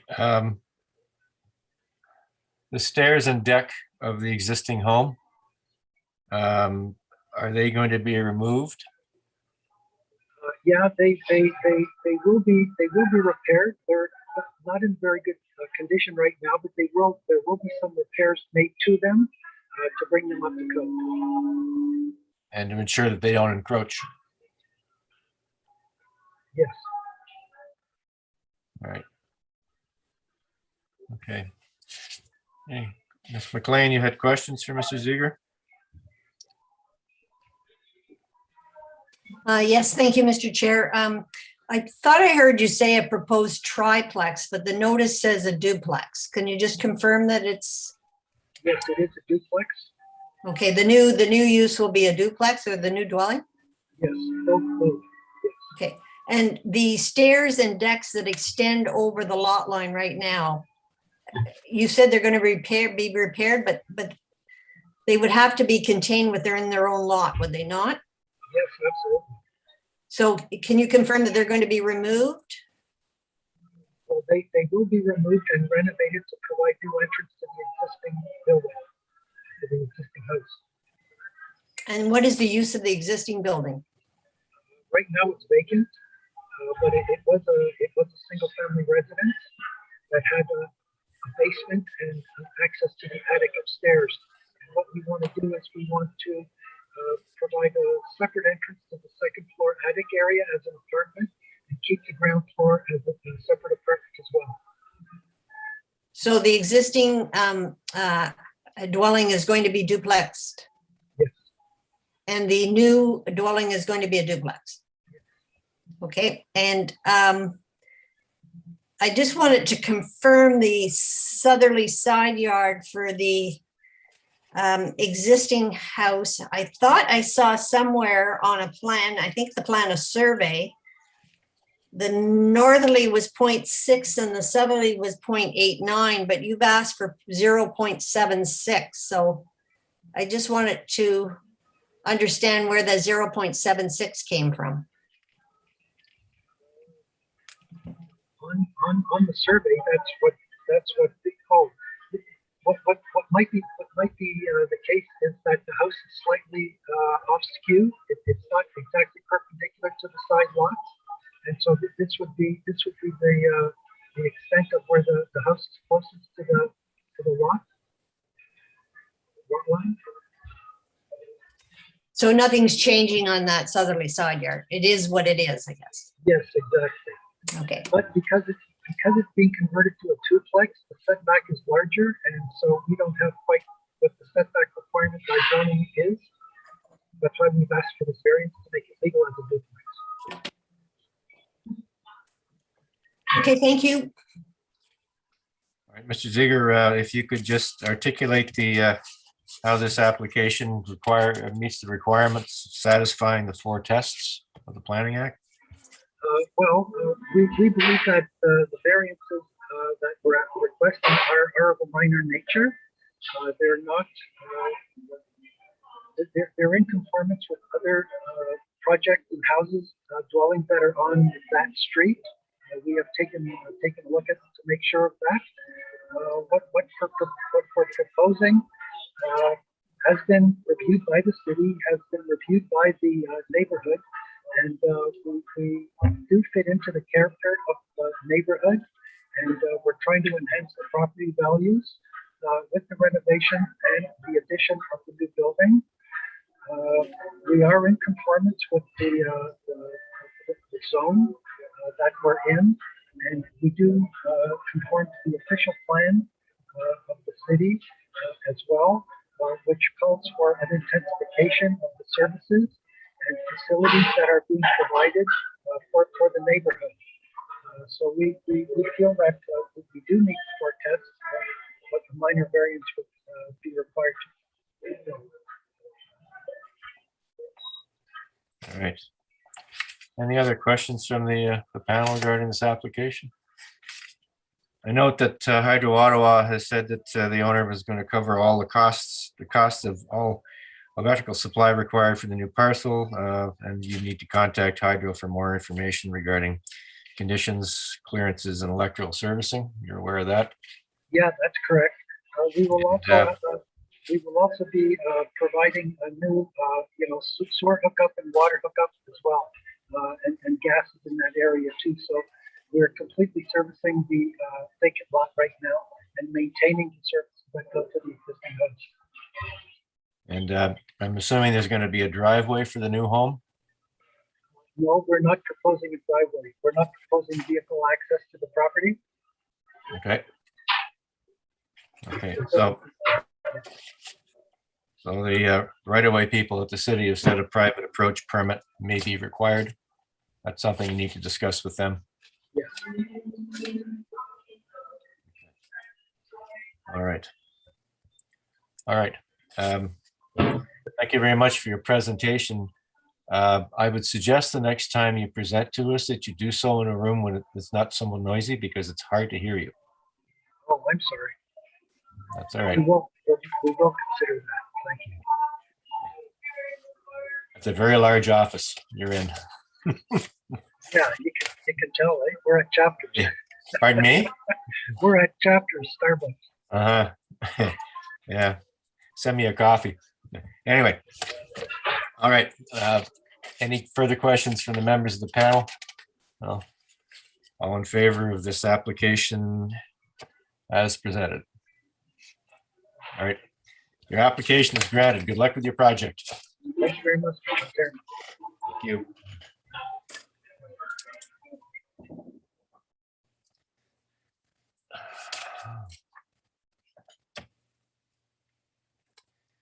The next application we'll deal with on the agenda is items 10 and 11, 144 and 146 McGilvery Street.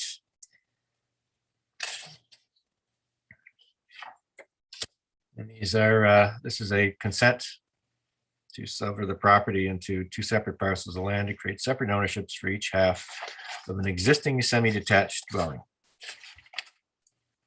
And I believe the agent for this application is Mr. Bolduc. Good morning, Mr. Chair. Your address for the record, please. 396 Cooper Street, Suite 300. It's Photon Consultants. Okay. All right.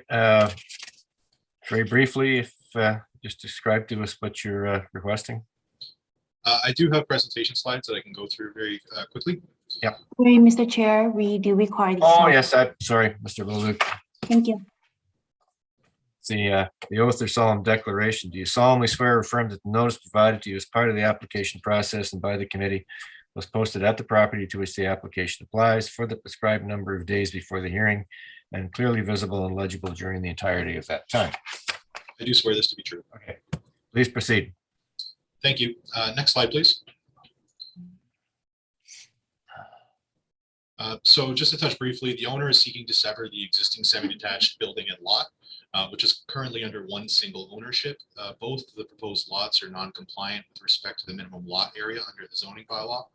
So the subject property is located on McGillivray Street in Old Ottawa East, between the Rideau Canal and Main Street, just south of Hazel. The unified property has a total area of 284.7 square meters and a total lot width of 14.82 meters. Next slide, please. This image shows the property as seen from McGillivray Street, including the two distinct front entrances, typical of a semi-detached building. We also note the large mature trees in the front yard. Next slide, please. The owner's estate is proposing to sever the existing dwelling and lot into two parcels for the purposes of creating two distinct ownerships. This is to fulfill the requirements of the last will and testament of the deceased owner. The existing zoning requires a lot size of 180 square meters and a lot width of 6 meters. The proposed lots both meet the minimum lot width, but proposed lot sizes of 138 and 146.7 square meters respectively, which require variances to the zoning bylaw due to the existing shape and dimensions of the lot. I'm happy to walk you briefly through the 4 tests. Please. Next slide, please. The subject property is designated general urban area in the City of Ottawa official plan and low-rise residential in the Old Ottawa East secondary plan. The policies of the general urban area generally allow for intensification and infill, predominantly through semi-detached dwellings and other low-rise ground-oriented housing forms. While the proposal does not propose infill because no new construction is proposed, it should be noted that the existing dwelling is generally reflective of the types of residential development in Old Ottawa East, and this change in ownership structure does not impact its consistency with the official plan. Next slide, please. The subject property is zoned R4UD, which permits semi-detached dwellings and other low-rise multi-unit housing up to low-rise apartment dwellings. As previously mentioned, the existing dwelling meets the minimum lot width, but does not meet the minimum lot area. The City of Ottawa does not require semi-detached dwellings to be severed. Both units can be located on the same lot as long as they meet the combined requirements under the bylaw or are legally non-compliant. The existing dwelling was developed prior to the City of Ottawa's first zoning bylaw and is legally non-compliant. It could remain in its existing state without the need for a minor variance. The minor variance is only required to permit the establishment of each dwelling on its own lot as a result of the restructuring of the ownership conditions. This slide demonstrates the tapering condition of the subject block as it moves more to the north, where the lots generally get smaller. It also shows two existing, oh, sorry, can we go to the next slide, please? My apologies. This slide demonstrates the tapering condition of the subject block to the north, where lots generally get smaller. It also shows two existing semi-detached developments abutting the site with similar lot areas, all of which are less than the required 180 square meters under the bylaw. The proposal is consistent with the surrounding lot fabric and maintains the general intent and purpose of the zoning bylaw. Next slide, please. As described, the proposal simply seeks to restructure the ownership of the existing dwelling and lot, reflective of its nature as a semi-detached dwelling. Rather than be on one lot, each dwelling will be split for separate ownership. It is our understanding that new services will need to be located for the south dwelling, known as 146 McGillivray, as the building is currently overly serviced via one set of municipal connections. The use is generally compatible with other existing development in the area, which includes other semi-detached dwellings on lots both bigger and smaller than what is proposed. And given the above, we believe the appropriate is appropriate and desirable for the lands. Next slide, please. We also believe that the application or the proposal is minor in nature. It's only making a change to the ownership structure. No new construction is proposed and there is no change in use. Should the application be approved, it would contribute to the diversity of housing options in the neighborhood. The units could be sold or available for rent. No undue adverse impacts are anticipated as a result of the proposal, and therefore the proposal is minor in nature and meets the 4 tests. Next slide, please. To touch briefly on the consent applications, it's our professional planning opinion that a plan of subdivision is not required, and the proposal meets the criteria for lot division under the Planning Act. The proposal meets the intensification policies of PPS for promoting efficient development of land and municipal services. It conforms to the OP and secondary plan, as I just discussed, and the lands are suitable for new development or the existing development, as they have a regular shape consistent with the surrounding established lot fabric, and there are no restrictions affecting the lands or adjacent lands. In conclusion, next slide, please. The proposed development meets the 4 tests and the criteria for lot division under the Planning Act. The proposed lots are similar in size and shape to the existing lots in the surrounding area for semi-detached dwellings. The proposal matches the ownership condition with the semi-detached nature of the building. No new construction is proposed that would potentially impose undue adverse impacts on adjacent properties. And I thank you for your time, and I'm happy to answer any questions you may have. Thank you. Okay. You're aware of the comments that were presented by the Old Ottawa Youth Community Association? We have received the comments. We note that they are not in opposition. We understand that they have some concerns with respect to the mature trees in the front. When in our discussions with the city's infill forester, it was noted that no TIR is required at this stage, but there will be TIR required for the installation of those services to minimize or remove any potential impacts on the existing trees. Okay. One of the things I flagged is that it says that the front steps and landing don't meet the existing zoning provisions for projections in the front yard. It's my understanding, Mr. Chair, that that is an existing condition that would be covered under the legal non-compliance of the building.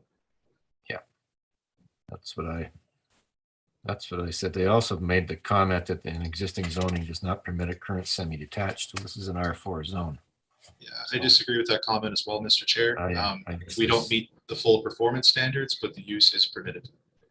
Yeah, there's a couple of questions I have regarding their presentation. So you will be undertaking a tree information report to ensure that those trees are protected when separate services are provided. That's correct. Okay. All right. And you're aware of the conditions from the city: party wall, 1 hour fire separation, independent services, a joint use and maintenance agreement, and a noise level agreement as well. I have reviewed the conditions with the owner and legal counsel, and we're going to add the committee of adjustments party wall agreement to ensure that there is no overlap of walls and other things on that severance line, because this is an older building, and that has to be confirmed to us.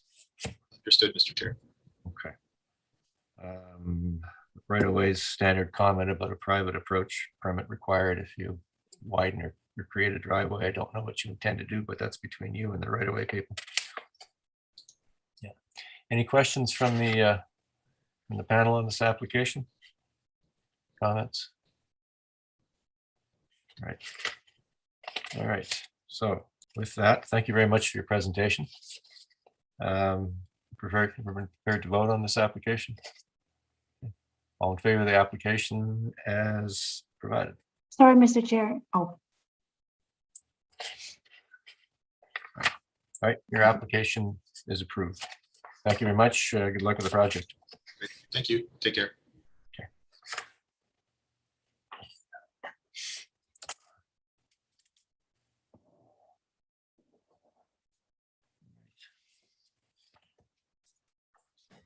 Sorry, Mr. Chair, I think I was signed up to speak on this application. Mr. Paulin. Oh, yes. Well, we just made a decision, Mr. Paulin. You have an objection? I do. Understood the decision's been made. I think my clients would still appreciate that their submissions be heard for the purposes of standing for appeal, if nothing else.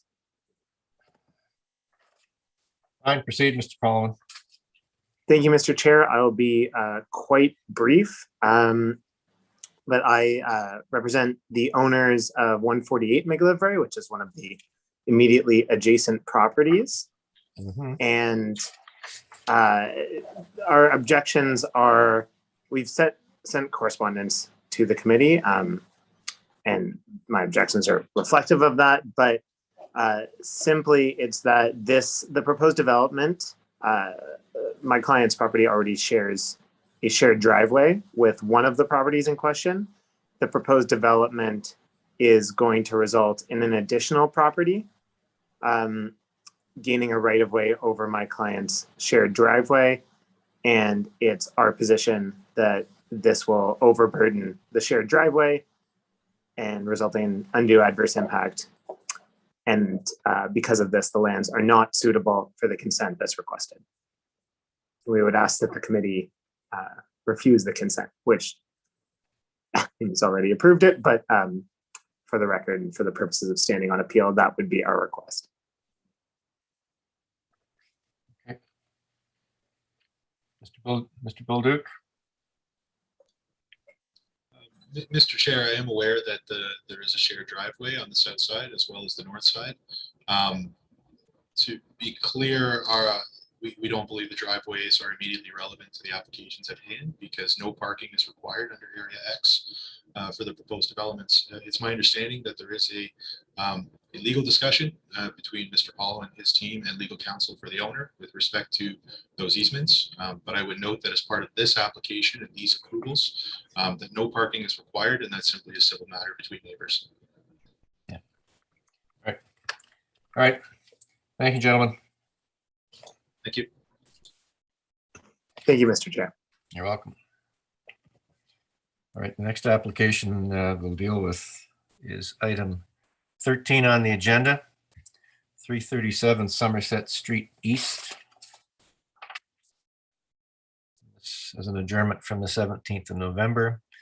It's a minor variances to prevent a deck to project into the rear yard and corner side yard, to permit reduced corner side yard and rear yard setbacks, to permit a corner facing attached carport and a reduced parking space length. And is proposed to construct a carport addition with a deck above at the rear of the two-story townhouse dwelling. And we note before we begin that minor variance B, as in Bob, has been amended to read as follows: to permit an addition carport with a deck above to have a reduced corner side yard setback of 0 meters, whereas the bylaw requires a minimum corner setback of 2.1 meters, not 4.2 meters.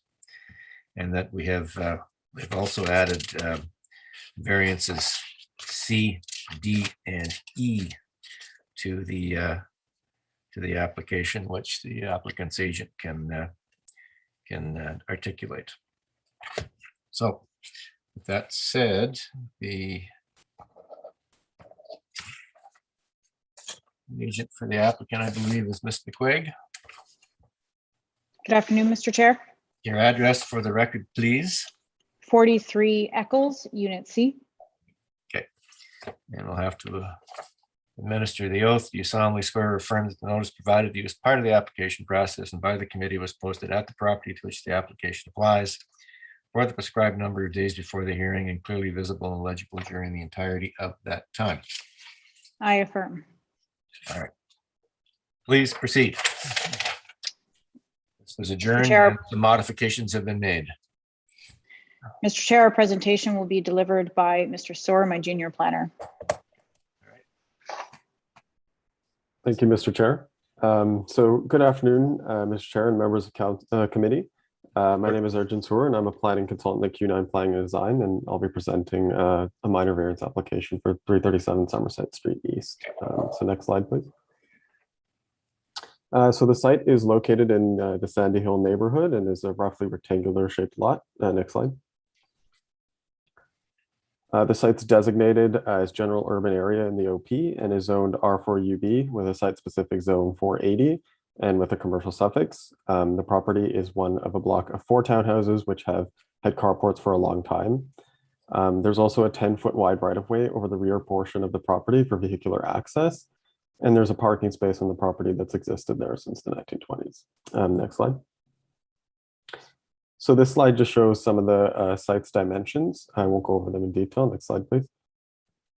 So again, this is just the site's dimensions, and you can see from there it's a relatively narrow lot as well. Next slide, please.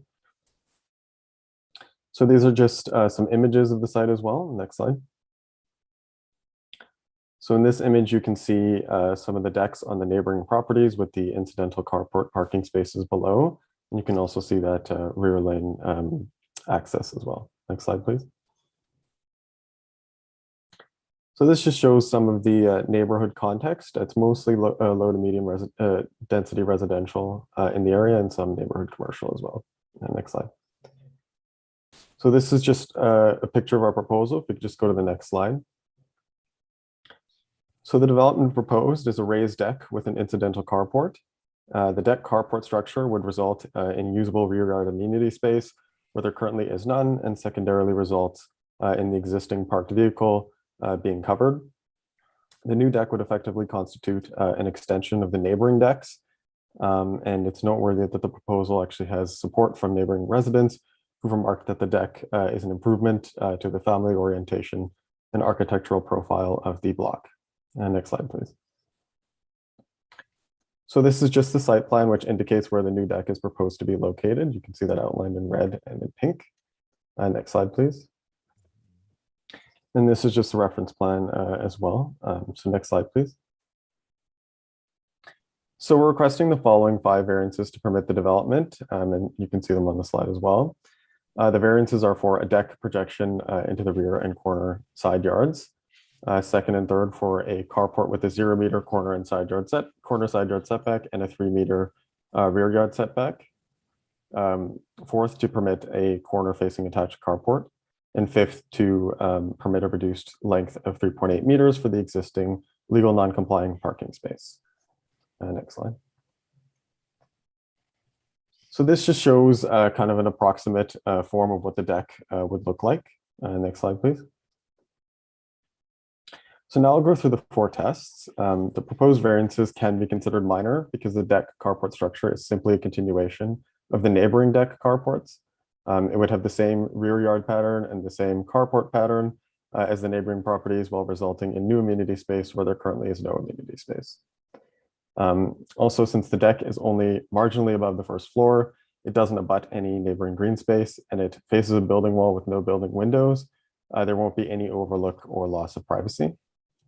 The deck is also slightly offset and set back from the building wall in the corner yard, and that ensures that the new deck will encroach less than the existing building into the corner side yard. And furthermore, the addition does not present as an ordinary carport, owing to its low profile and the wood construction. And it's also worth remembering that no new parking space is being added here. The parking space is already existing. And next slide. So the second test is whether the variances meet the intent and purpose of the OP. And the intent and purpose of the OP is met by accommodating a mix of residential types and supporting uses and accessory structures. The resulting development would not create any adverse noise, green space, or overlook impact while adding outdoor amenity space and maintaining the existing character of the neighboring properties, which, as I've mentioned before, also have this type of structure. And next slide, please. So the variances would also meet the intent and purpose of the zoning bylaw by continuing the existing pattern of development, resulting in a more attractive streetscape presentation. And as I've mentioned before, the development would have no overlook and not impact the surrounding properties since there's no adjacent windows or green spaces. The deck is also set back from the existing dwelling, and the smaller size and wood construction limit the visual distinction of the carport as a carport. Next slide, please. So again, I've touched on this throughout the presentation, but the benefits of the development are that it adds amenity space where there is none, continues the existing deck and carport pattern, and adds a bit more visual interest along Goulburn Street. This is also achieved, as I've mentioned, without overlook and results in a deck carport that's really not easily distinguished as a carport because of the size and materials. Next slide. So to conclude, the development is contextually sensitive. It aligns with the policy context. It's minor in nature. It meets the OP intent. It meets the zoning intent. It's desirable, and it even has neighborhood support as well. Next slide, please. So based on this, it's the opinion of Q9 Planning and Design that the proposed variances constitute good land use planning. And next slide, please. And before I conclude, Mr. Chair, I know you touched on this as well. I'd just like to make the committee aware of two errors that were on the public notice. Variance A regarding the deck projection, the notice said 3.9 meters where it should read 3.8 meters. I just want to flag that for committee as well. And then for variance B, as you mentioned, regarding the corner side yard setback, the required setback is 2.1 meters, which is halfway between the complying 4.2, which is posted on the notice, and the existing non-complying setback of 0 meters. So with that said, myself and my colleague Christine McQuaig will now be available to take questions.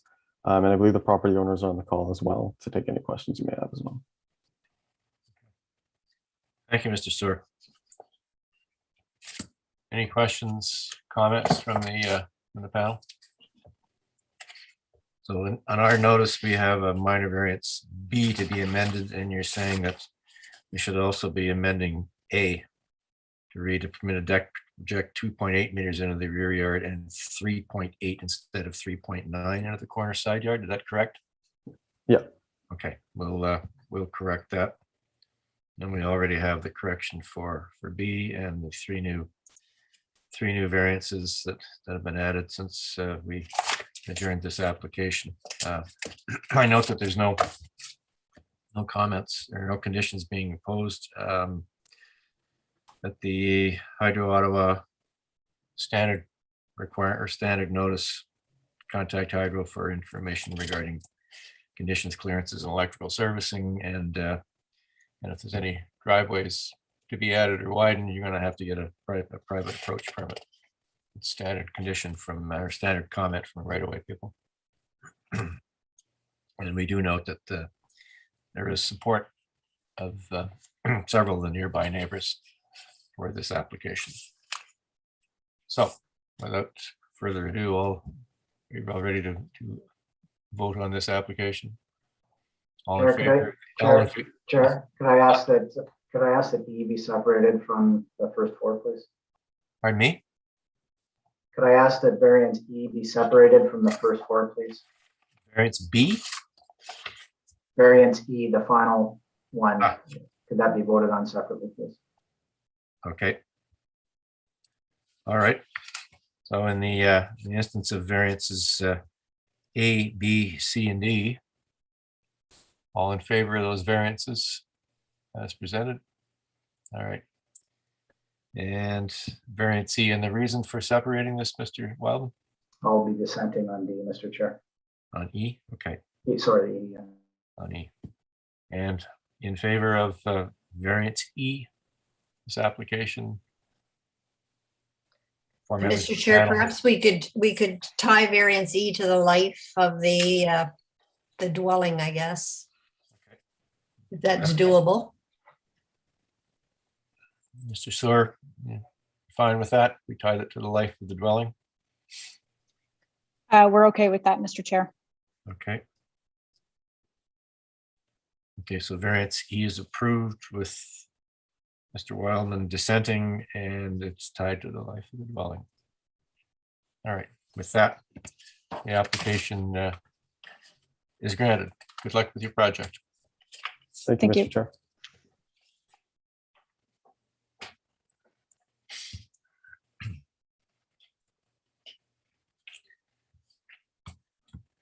And the next application on the agenda are items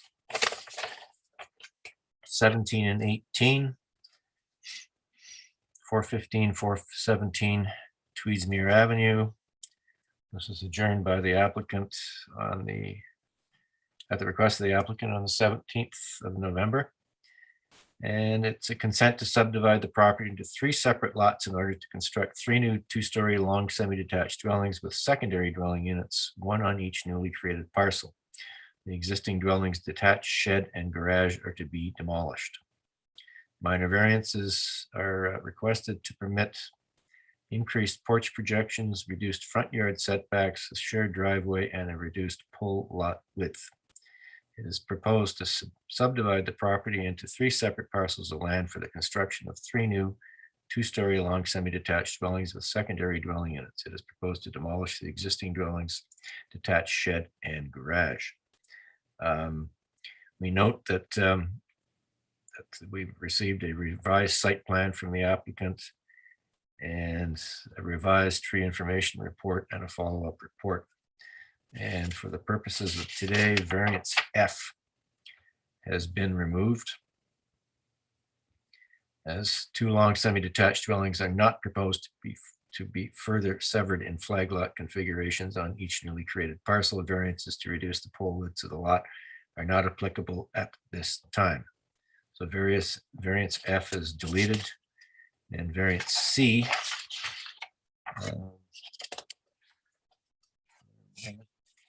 second, which is to permit a long semi-detached dwelling to be severed by 2 shared driveways, whereas the zoning bylaw permits on 1 driveway. Variance C applies to 415 and 415B Tweedsmuir Avenue. That is a new variance that's been requested by the applicant, who can speak to that. So with that, Ms. Hill is still the applicant's agent. Yes, I am. And your address for the record, please, Ms. Hill. 414 Churchill Avenue North. Okay. And we'll go through the oath of solemn declaration. Do you solemnly swear or affirm that the notice provided to you as part of the application process and by the committee was posted at the property to which the application applies for the prescribed number of days before the hearing and clearly visible and legible during the entirety of that time? I do. All right, Ms. Hill, please proceed with your application presentation. Okay.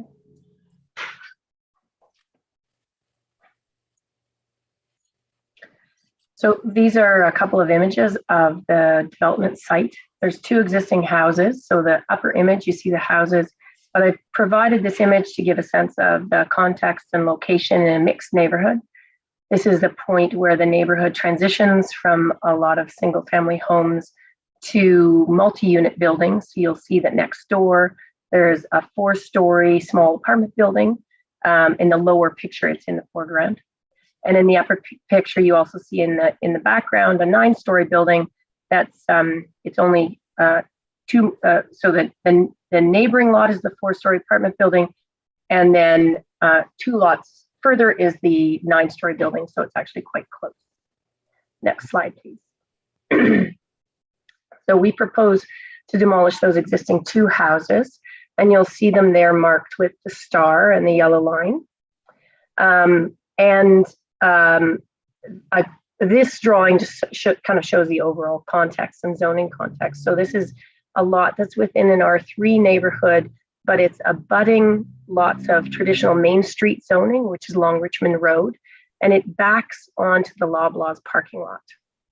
You zoom, next slide, please. Zooms us in a bit. So there you can see the way that the zoning, the red lines are zoning lines for different areas of different zoning designation. So you'll see the TM zone behind our lot is for the LCBO and the superstore. But there's also some open space zoning along Byron that wraps behind our site and around beside our site. And next slide, please. So you'll see there the parking lot behind us. There's some trees along Byron and then kind of wrapping up behind the site and along our northern boundary. But where the zoning shows open space to the north of our property, that's actually parking for the small apartment building. So we're bounded by parking on two sides, really, the north and the east sides. And then you'll also see on this drawing the 4-story building next door. And then beyond that is a 2-story motel. And then the next one is a 9-story building. Whereas across the street and then down to the south is a mix of single family and semi-detached housing. Next slide. So what we're proposing is to take that lot, remove the 2 existing houses and divide the property evenly into 3 pieces. And on each piece to build a long semi. Each long semi would contain 2 primary units, 3-bedroom units on the ground and second floor spaces at the front and at the back. And each building would contain 2 1-bedroom units in the basement, 1 at the front and 1 at the back.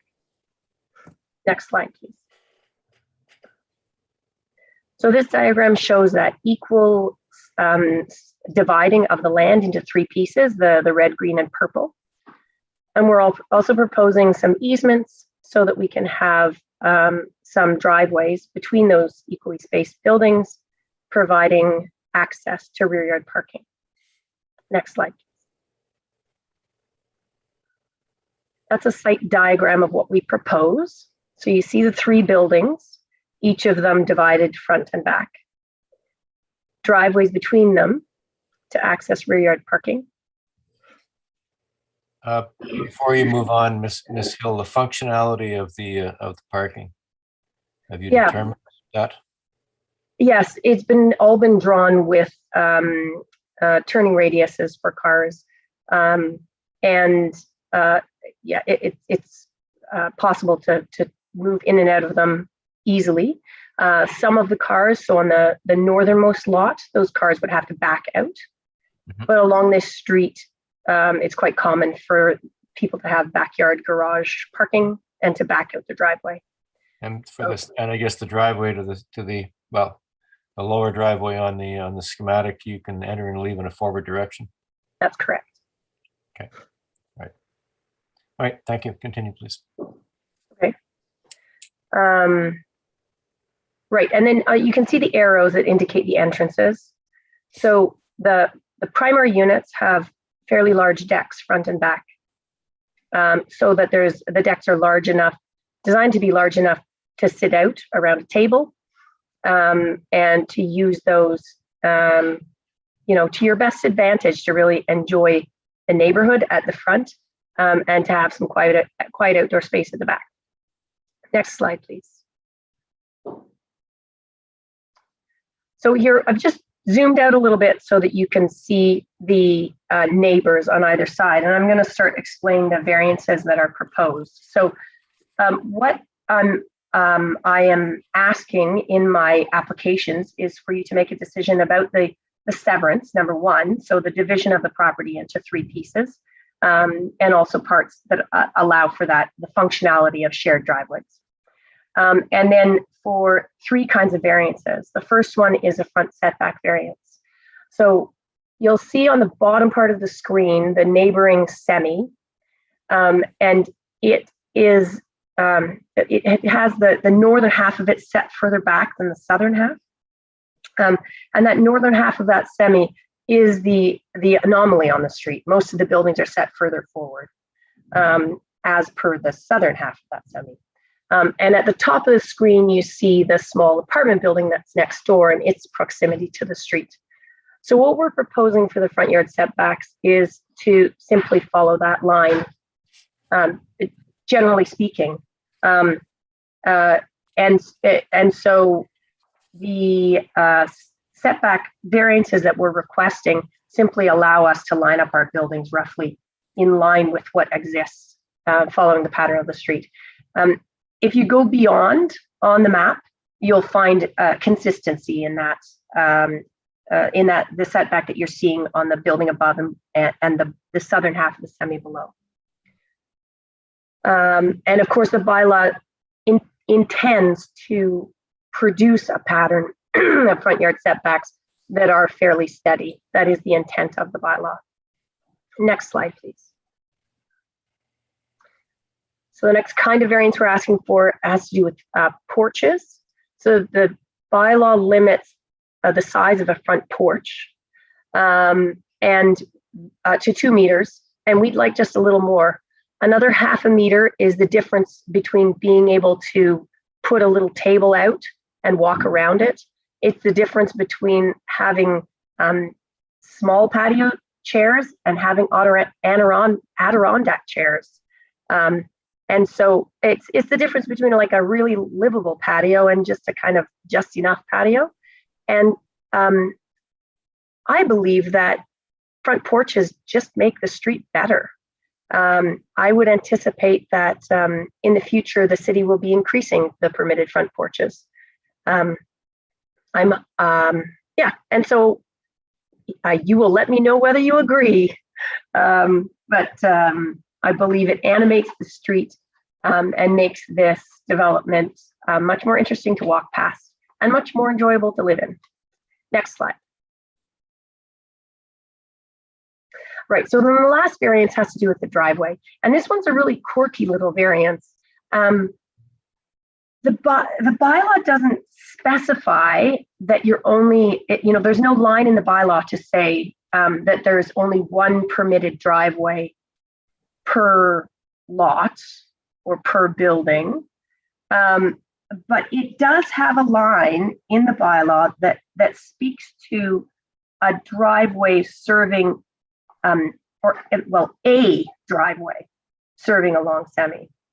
And because it has that singular for driveway, the variance is to explicitly allow more than one driveway on the property of block 2. So that middle unit ends up, technically speaking, with 2 driveways, but really it's only getting a half on one side and a half on the other. And so it's just a little niggly kind of a variance that we're asking for. We certainly are meeting the intent of the bylaw there, where we're providing shared driveways to parking that is out of sight in the rear yard. That's absolutely the intent of the bylaw. It's the intent of the bylaw to limit the number of driveways so as to have a streetscape that's emphasizing front walkways and front porches and front doors, and we certainly are achieving that. So we're meeting all of the intents of the bylaw. It would just seem that the authors of the bylaw didn't anticipate this scenario. Often long semi developments come before you in pairs, and to have 3 in a row is just the product of this particular size of lot, and has produced this unusual little variance request. Next slide, please. So trees, this is a diagram from our tree report. You'll see that we are proposing to delete a small city tree in the front, and it is a smaller tree, and so forestry hasn't expressed any concern about that. On our northern boundary, our neighbor has agreed that these trees that have grown up sort of as weeds along the property line will be removed. They are within the area of the excavation, And so it is the intent of the tree bylaw that intensification of this kind should allow for the removal of those trees. The same goes for tree number 9 on the southern side of the property. It's within the excavation area of a zoning compliant building envelope that provides intensification. So it's the intent that the intensification should take priority over that tree. However, the trees along the back property line are to be protected. And of all of those trees along that back property line, tree number 7 is of particular value. It is an oak. And so there's been much back and forth between our arborist and the city arborist. If you go to the next slide, you'll see this, the site plan that we submitted originally to you. This was after much deliberation and conversation with our arborist, adjusting the rear grades of the parking lot, figuring out how to pave so that we don't damage roots, redesigning our parking layout in order to come to a solution that we thought would be appropriate. And then the city arborist still had some concerns. And so the next slide, you'll see this is the site plan that we've been looking at, where we've switched things around, moved a car out, and we're allowing more landscaped area around the base of that oak tree. So that's just sort of an explanation of some of the consultation that we've done to get where we are now. Next slide. So that's the gist of my proposal. And the variances themselves are really quite small. So just to recap, there's that niggly little one about the driveways, which is the difference between an and or a plural. The front yard setbacks, for which we're meeting the intent of the bylaw by essentially lining up with the pattern of the street across the front. And the value of that variance, we don't need that variance. In fact, we could push things back a bit, but the value of that variance is that it brought everything just a little bit forward that helped us in our tree retention at the back. It gave us a little bit more soil for those rear yard trees. So it's a valuable change to make and emphasize or allows us to just continue the lineup of buildings on the street that exists now. The porch variance, which I think just makes everything nicer for everyone. So that I've spoken to the variances in terms of the intent of the bylaw. So the appropriateness of this development in the context of the neighborhood. These small variances that allow this project to move ahead mean that we can build a project with a significant increase in density from 2 units to 12 units, 4 units per building, while keeping a built form that you see from the street that is very much in keeping with the residential singles that proceed to the southern direction of the site. And yet we're getting a density that is more akin to the bigger buildings that are towards the north of us. So it's a nice kind of bridge there to transition the neighborhood as it moves towards that higher density. So it is very appropriate in the neighborhood. It's also an appropriate way to park cars in the context of our rear yard relationship to a parking lot. So it's great that we're able to get the cars out of sight, to put the cars with the other cars, and to have the front design really emphasizing pedestrians and people spaces and fantastic patios. And then with respect to the official plan, I believe I'm supposed to speak to the old official plan because of the date of the application. And the old official plan proposes that new intensification should match some of the volume and features and datum lines of the existing context. In this situation, we've got different stuff happening on one side of us than on the other side of us. So we've actually erred on the side of matching to the lower scale stuff to the south of us, and in proportion, materiality, and in design. And then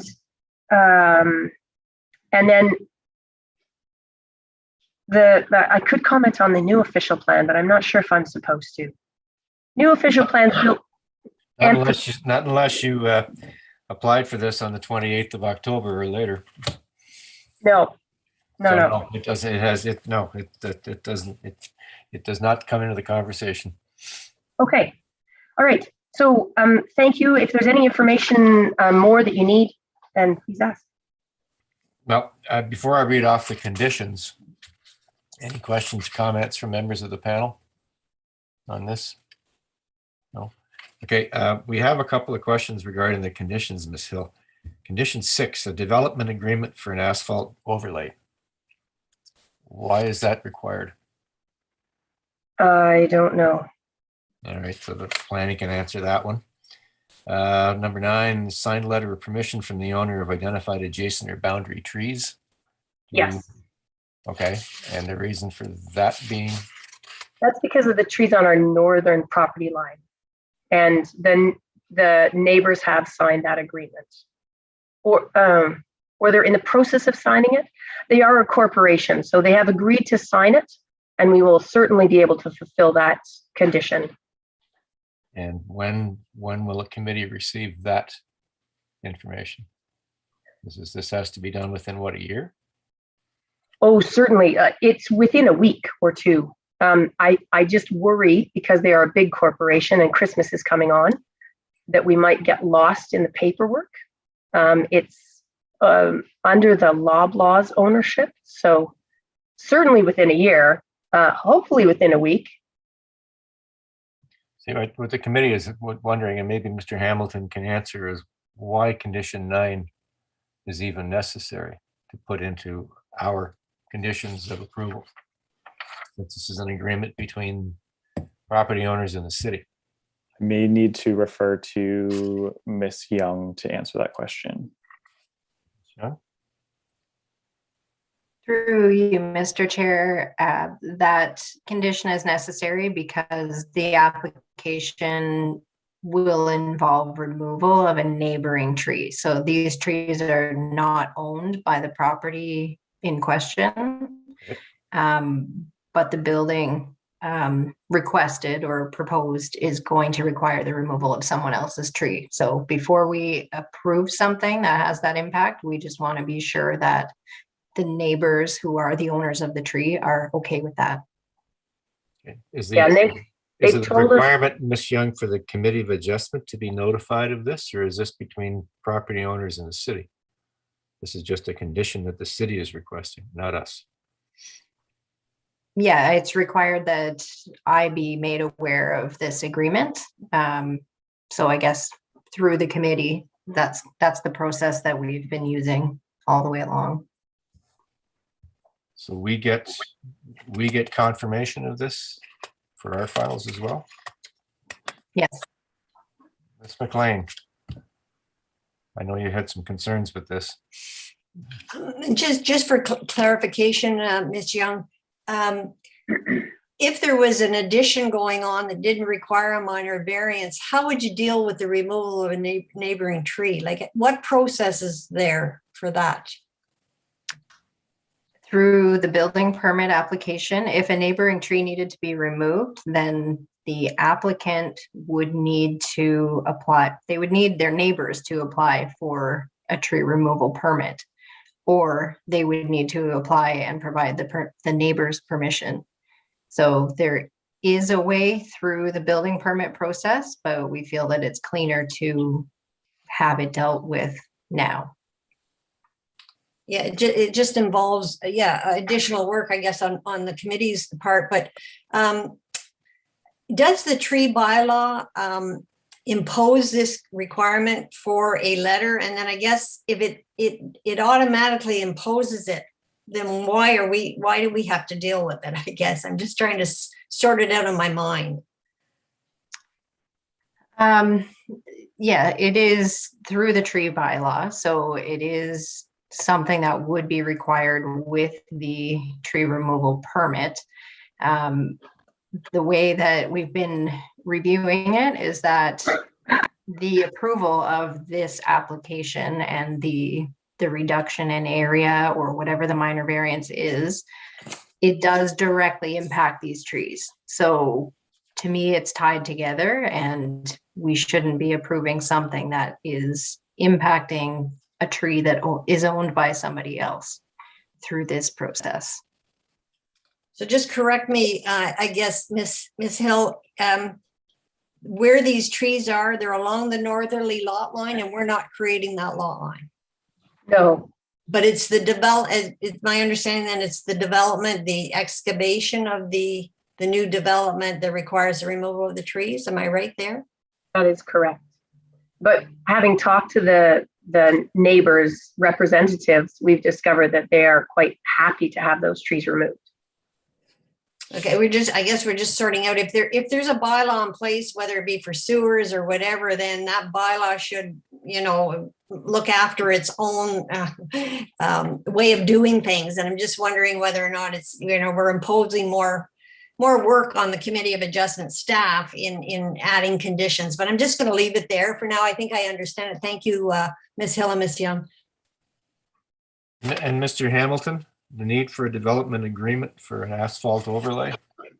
Yes, when there are multiple road connections proposed within a specified distance of each other or a proximal distance to each other, engineering requires that an overlay be provided, and it is essentially asphalting that covers both of the road cuts so that the road line is contiguous and not bumpy and uncomfortable.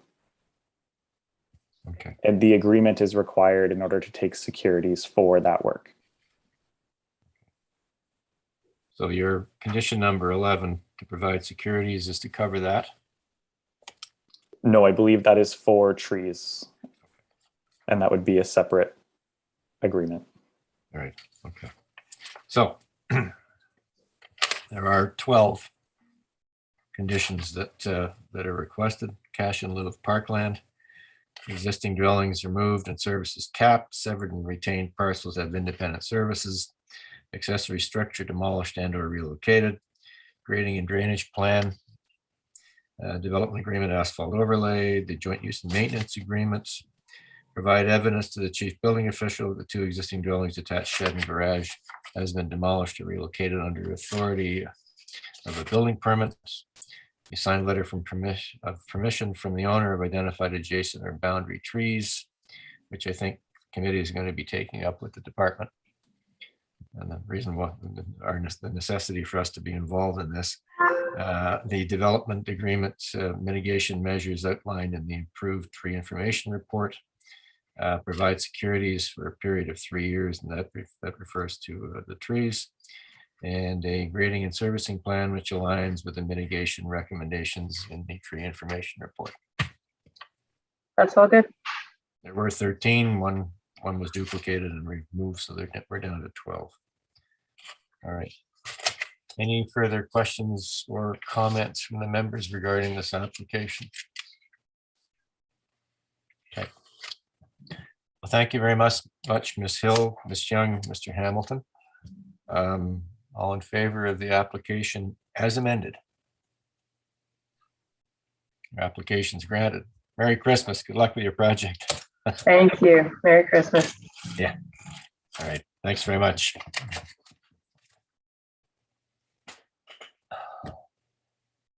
And I guess that concludes this this hearing and the last hearing of the year. Is anybody else online, or is it just us?